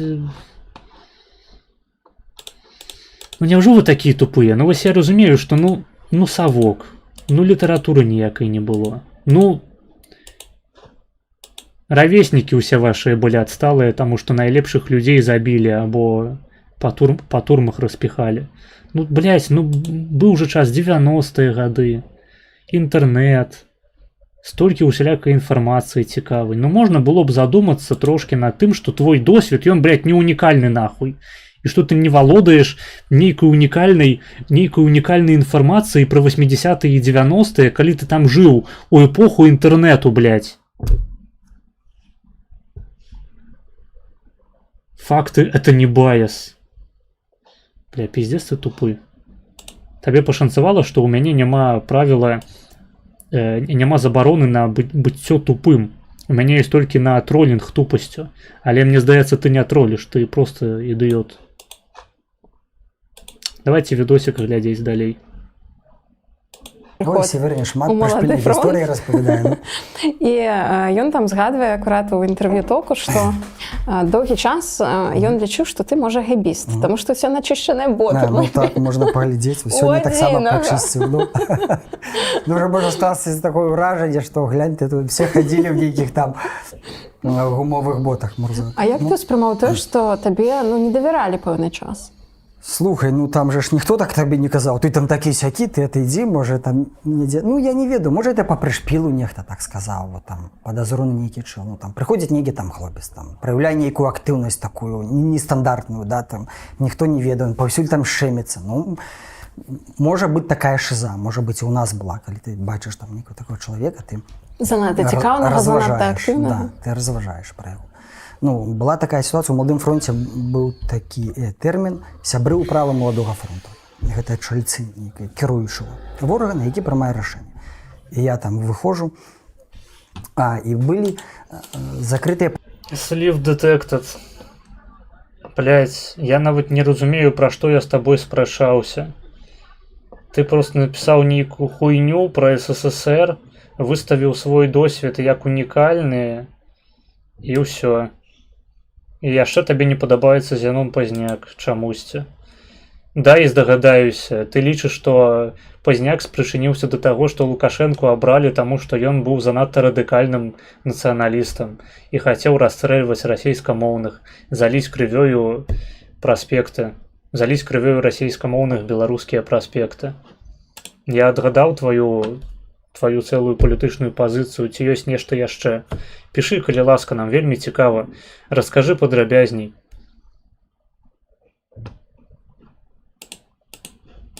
Паседжанне гэтай управы Маладога фронту, калі выходзіць з варвашыні, якая праслухоўваецца, і кудысьці ідуць во двары, і нешта там таемна абмяркоўваюць, ціпа нас тут ніхто не праслухае, нічога не ведае. І Паша кажа, так, ну, сябры ўправы Маладога фронту, ідзём. Ну, я там бяру нейкую торбу, напэўна, знаю. Да, яшчэ здагадаюся. Ты лічыш, што за незалежнасць Рэспублікі Беларусь адказвае Станіслаў Шушкевіч, які казаў, што незалежнасць гэта жарт і што Беларусі не патрэбная ўласная нацыянальная валюта. Вось. Дай знаць, калі я нешта неправільна пераказваю з тваіх ахуительных, унікальных палітычных думак. Налепкамі іду, а Северин спыняецца, кажа, я сказаў только сябры Маладога фронту.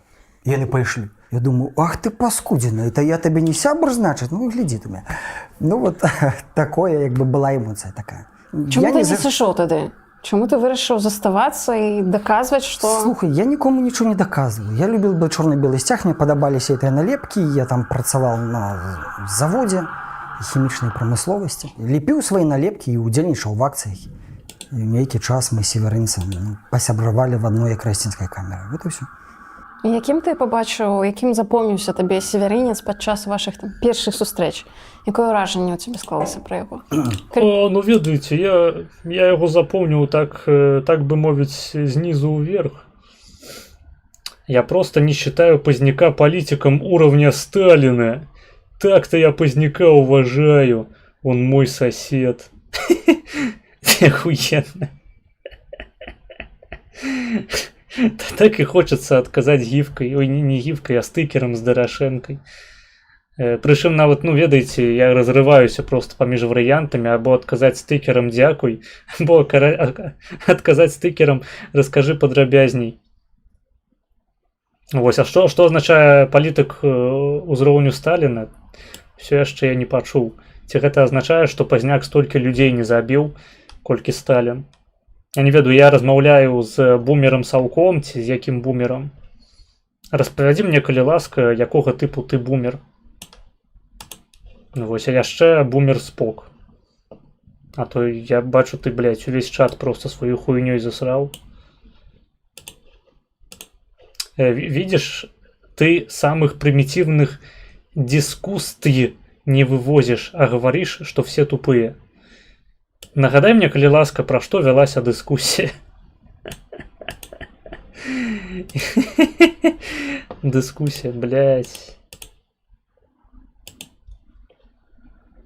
Так, я проебал дебаты по теме, якая не была заявленная. Вось гэта Савок. Усе асацыяцыі са словам палітык скончваюцца на адным джугашы. Ну так. А вайна ва Ўкраіне гэта літаральна, блядь, Великая Отечественная.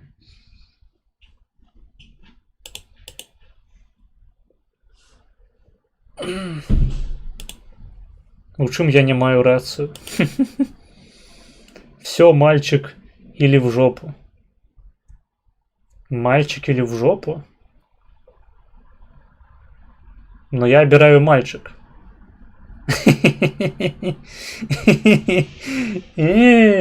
Шарговая спроба жидорептилоидов покарать меня анально не удалась, а я обираю мальчика, блять.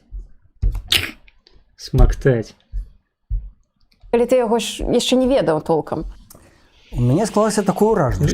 Люблю гэтыя беларускія выборы, ведаеце. Тыповая, блядь, тыповый белорусский дискурс. Мальчик или в жопу? Что ты обираешь? Гэта, дарэчы, таксама мне нагадвае. Гэта мне нагадвае мае апытанкі охуительные у телеграм-канале. Кто яшчэ не подписался, подписывайтесь. И я думаю, что я подобную опытанку запущу прямо зараз. Мальчик або в жопу. Вось. Голосуем. Голосуем. Хто не проголосуе, той несвядомы. Той, блядь, лукашист, той памяркоўны, той ждун, карацей, той хуесос. Голосуем усе. Мальчик или в жопу. Что это, ну, нейкі вельмі дзёрзкі настойлівы хлопец. Мы злепілі... Гэта я. Маргинес, что думаешь о Юрасе Беленьком? Юрась Беленькі гэта цікавы персонаж. Юрась Беленькі гэта паплечнік Пазняка, які павінен быў зрабіцца прэм'ер-міністрам, калі Зянон Пазняк перамог на выбарах 94-го году. І я, дарэчы, лічу, што ён максімальна беларус, таму што ён 1,5 метра ростам. А гэта галоўны крытэрый. То бок, калі вы бачыце беларуса, то бок чалавека, які называе сябе беларусам, і ён пры гэтым вышэй за 1,75 м, то гэта не беларус, гэта які-небудзь татарын, блядь, русак, хіхіл, але ніяк не беларус. Магчыма, габрэй. Вось. Вось наконт у прынцыпе скажем асобы беленькага я лічу што ён як чалавек мабыць ён не прэм'ер-міністрам павінен быў быць. У мяне просто ёсць нейкая асацыяцыя з беленькім, што ён павінен быў быць міністрам эканомікі, але магчыма гэта ўжо пазней, магчыма гэта той самы ценявы кабінет пазняка, у якім беленькі займаў пазіцыю патэнцыйнага міністра эканомікі, і здаецца ён таксама пісаў эканамічную частку ў праграме «Вольная Беларусь». Я не вельмі добра стаўлюся да яго як да эканаміста, таму што праграма «Вольная Беларусь» з пункту гледжання эканомікі досыць слабая. Я лічу, я сам прытрымліваюся нашмат больш прарыначных поглядаў. Я лічу, што яны занадта шмат сацыялкі ў гэтую праграму ўнеслі і занадта шмат самых розных падаткаў напісалі. Або нават калі іх не апісалі, то так ці іначай яны закладзеныя будуць проста праз неверагодна раздутую сацыялку. Акрамя таго, вось па-за эканамічнымі поглядамі беленькага, таму што я не тое, каб часта бачу яго выказваючымся па нейкіх эканамічных момантах, што ў Беларусі, што па свеце, у якой не ведаю, па якіх-небудзь навінах эканомікі той жа Амерыкі ці Еўропы.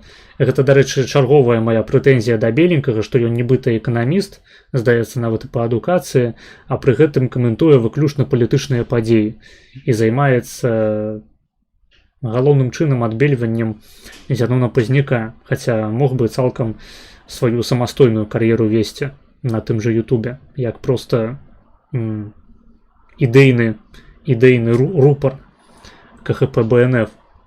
Але вось калі прыбраць усе гэтыя мае прэтэнзіі па эканамічнай частцы, па частцы проста неправільнага выбару тэмы для размоваў з аўдыторыяй, я маю на ўвазе галоўным чынам ягоныя ролікі на канале «Вольная Беларусь». Фактычна гэта ягоны канал, наколькі я ведаю. Калі гаворка ідзе пра ягоныя такія журналісцкія даследаванні у ягоных відэа на канале, там проста плейліст Юры Беленькі, і фактычна кожны з гэтых відэа гэта такое невялічкае журналісцкае расследаванне, дзе ён паказвае проста нейкія старыя навіны, старыя кейсы, распавядае пра агентуру, пра розныя кейсы таго, калі той ці іншы персанаж апынуўся агентам у кантэксце. Ён дае такі кантэкст. Ён дае кантэкст з медыа, з навінаў, кантэкст проста з інтэрв'ю і проста збірае гэта ўсё. Ён гэта кампілюе і атрымліваецца цалкам зграбны такі аповед. Можна смяяцца шмат над тым, што ён там тыча ў экран раздрукоўкі усялякіх артыкулаў, просто ён спецыяльна рыхтуе сабе такую кіпу дакументаў, потым кажа: блядь, я не магу ўсё гэта паказаць, у нас часу не будзе, таму вось вам парачка штук з іх, але ў мяне тут цэлая кіпа, блядь. І я сам лічу гэта забаўным. Але акрамя таго, паміма таго, тыя рэчы, на якія ён звяртае ўвагу, гэтай самай увагі вартыя. То бок, калі вы хочаце, калі вось вы поруч, калі ты поруч, блядь, малы беларусік і лічыш, што параноя Пазняка наконт агентуры вартая смехуёчкаў, то открываеш просто плейліст Юрася Беленькага і глядзіш усе відэа па чарзе. І уважліва слухаеш. І калі Пазняк робіць такія вялікія мазкі, фактычна не распавядаючы пра кожны кейс агентуры, пра тое канкрэтна, чаму ён кагосьці лічыць агентуры, ён вялікія мазкі робіць сапраўды. Яму шмат не трэба, каб канкрэтнага чалавека назваць агентам. Хтосьці можа сказаць, што гэта ягоная рыса такая цяжкага характару. Я, напрыклад, лічу, што гэта больш звязана з ягоным досведам палітычным, таму што яму не трэба шмат ад чалавека пачуць, каб зразумець, што ён або сексот, або проста агент уплыву. Так ці іначай. Юры Беленькі, ён разбірае розныя кейсы больш падрабязна. І кейсы агентуры, і кейсы адкрытай хлусні ў медыа, кейсы недагаворвання ў медыа, рознага кшталту напады на КХП БНФ і Пазняка ў прыватнасці. Я, дарэчы, лічу Беленькага ў гэтым сэнсе нават цікавейшым за Усава. Таму што Усаў гэта проста палітычны аглядальнік і у ідэйным сэнсе вельмі лагодны чалавек, такі сацыял-дэмакрат. А Юра Беленькі гэта старая школа, гэта чалавек, які яшчэ камуністам морду чысціў фігуральна. Так, гэта дыскусія цікавей дэбатаў УКР. Ты пра дыскусію з Саўком? Дарэчы, у нас пакуль што в жопу 67%, мальчик толькі 33. Працягваем галасаваць. 6 галасоў. Давайте, поднаціснем. Про Беленького премьер-министра Пазняк стал говорить только в последнее время. Изначально там в списке были другие фигуры, в том числе Карпенко. Карпенко, ты маеш на увазе былога міністра ўнутраных справаў? Нешта я не памятаю, каб ён уваходзіў у шэрагі БНФ. Откуда ты знаешь о его росте? Ты его видел? Блять, ну видосы с ним есть.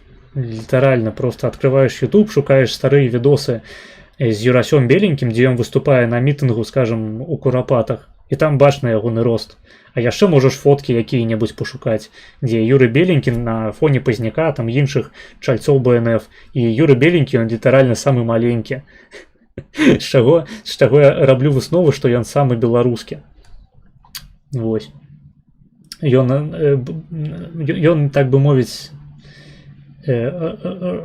радыкальна этнічны беларус.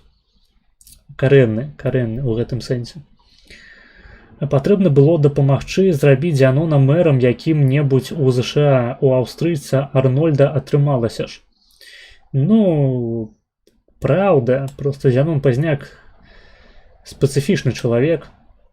Ён, напрыклад, лічыць, або прынамсі лічыў раней, калі паглядзець інтэрв'ю, здаецца, 19-го году на Радыё Свабода, ён лічыў, што з Беларусі з'язджаць не трэба.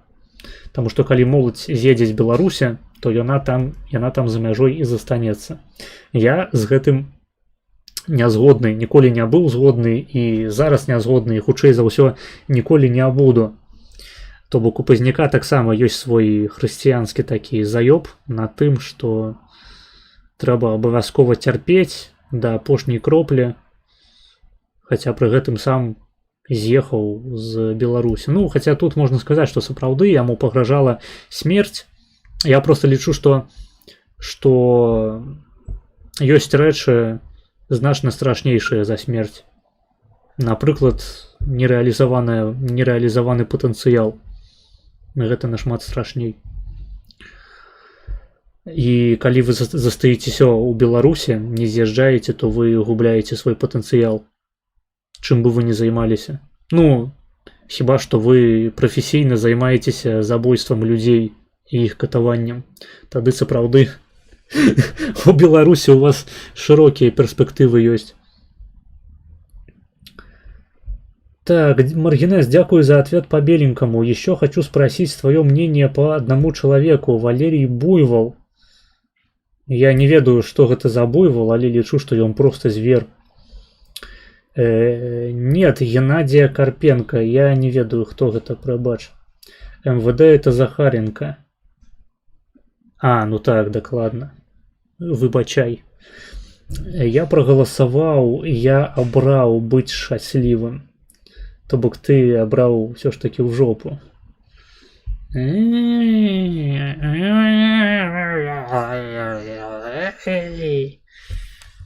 Адразу бачна беларускую аўдыторыю. Узгадваецца артыкул на Луркамор'е про Беларусь, про Лукашенко, про швабру ў задніцы. Эх, былі часы, стары інтэрнэт. Ну што ж, давайте далей глядзець.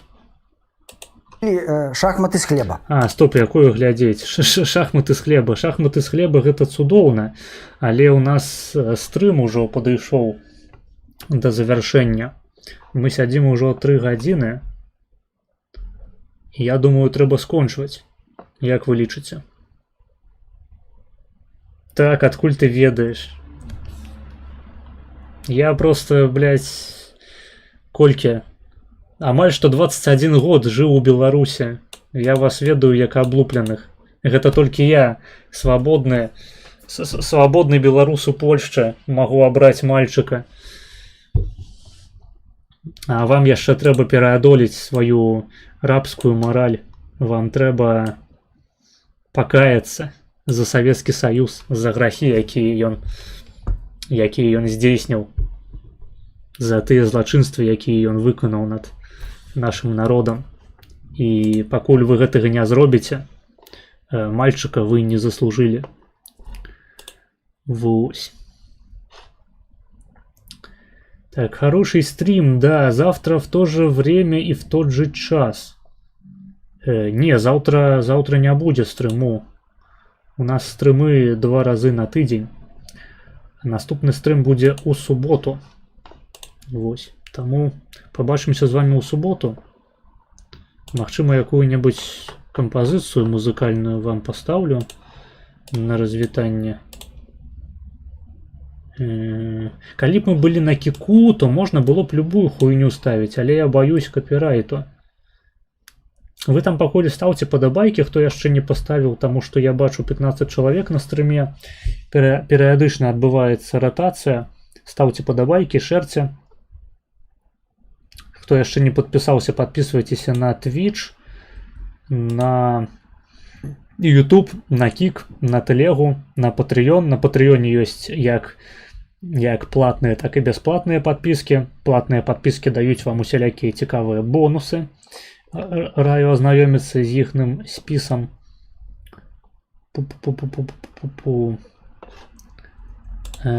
Окей, поставлю які-небудзь неўраслоп. Подписывайтеся на инсту, подписывайтеся на Тьютер, долучайтеся до серверу у Дискорде. Вось, пишусь, у Петрухина будет беленький на днях. Цікаво. Цікаво.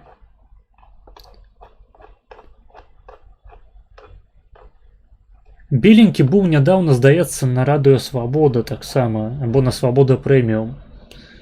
Неблагі быў эфір. Так. Ці я пра ўсё сказаў? Данатце, што вельмі важна. На гэтым трымаецца ўся моя творчасць. Выключна на вашых донатах. Давайте зробім так. У нас подписчиков зараз на канале 495. Распавядзіце, я лічу, што нам трэба скарыстацца планам Каца. Вам трэба распавесці 5 сваім сябрам пра мой канал, каб яны падпісаліся. І каб мы нарэшце дабілі гэтую лічбу у 500 подписчиков.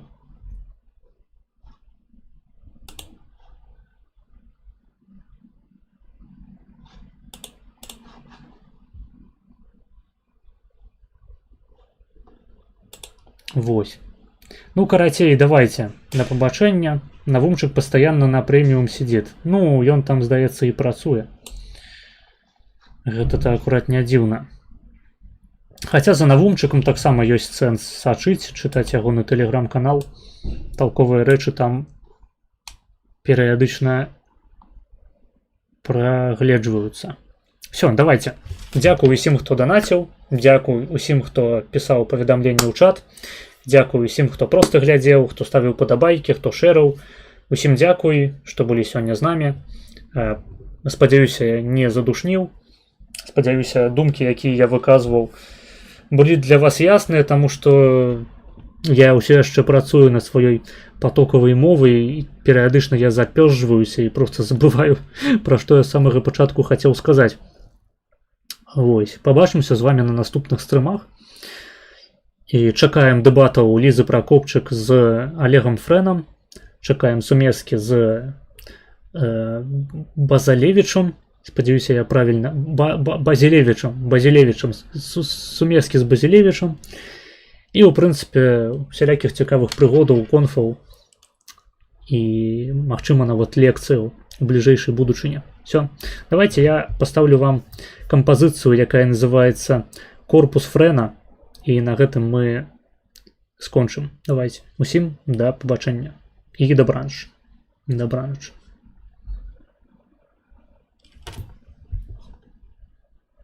А не могу пакуль поставить.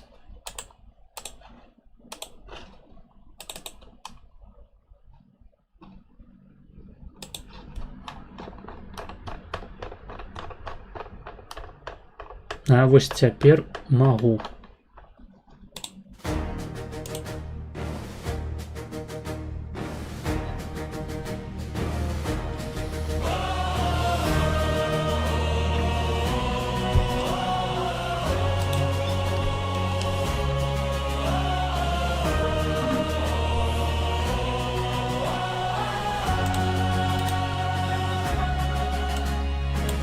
Де барабан і крок роўны гучыць, сыцяг над шыхтамі ўздымаецца зноў.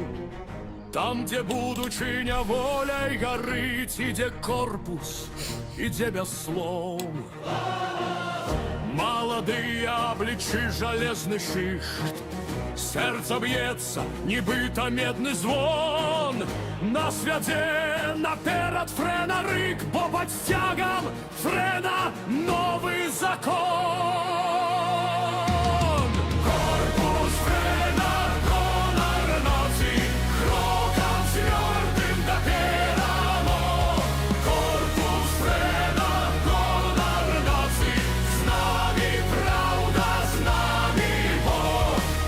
Наперадзе правадыр малады, але голас яго, што той пярун. Олег Фрэн вядзе свае шыхты, хай страшыцца вораг, ідзе звястун. Ружовы чуб, нібы знак зары, што ўздымае новы дзень. Ён для краіны адкрые шляхі, іх вядзе наперад зноў. Корпус Фрэна, гонар нацыі, крокам цвёрдым да перамог. Корпус Фрэна, гонар нацыі, з намі праўда, з намі Бог.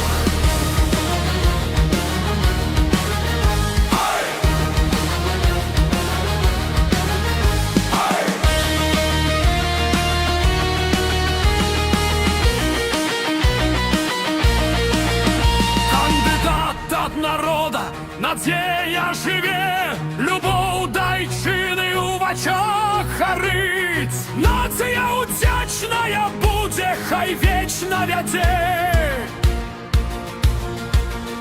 Ён умее нас усіх згуртаваць і ўзняць праз вятры, праз цяжкі парог. Мы не спынімся ні на крок, бо вядзе нас велічны сцяг, і адзіны да волі мы маем шлях.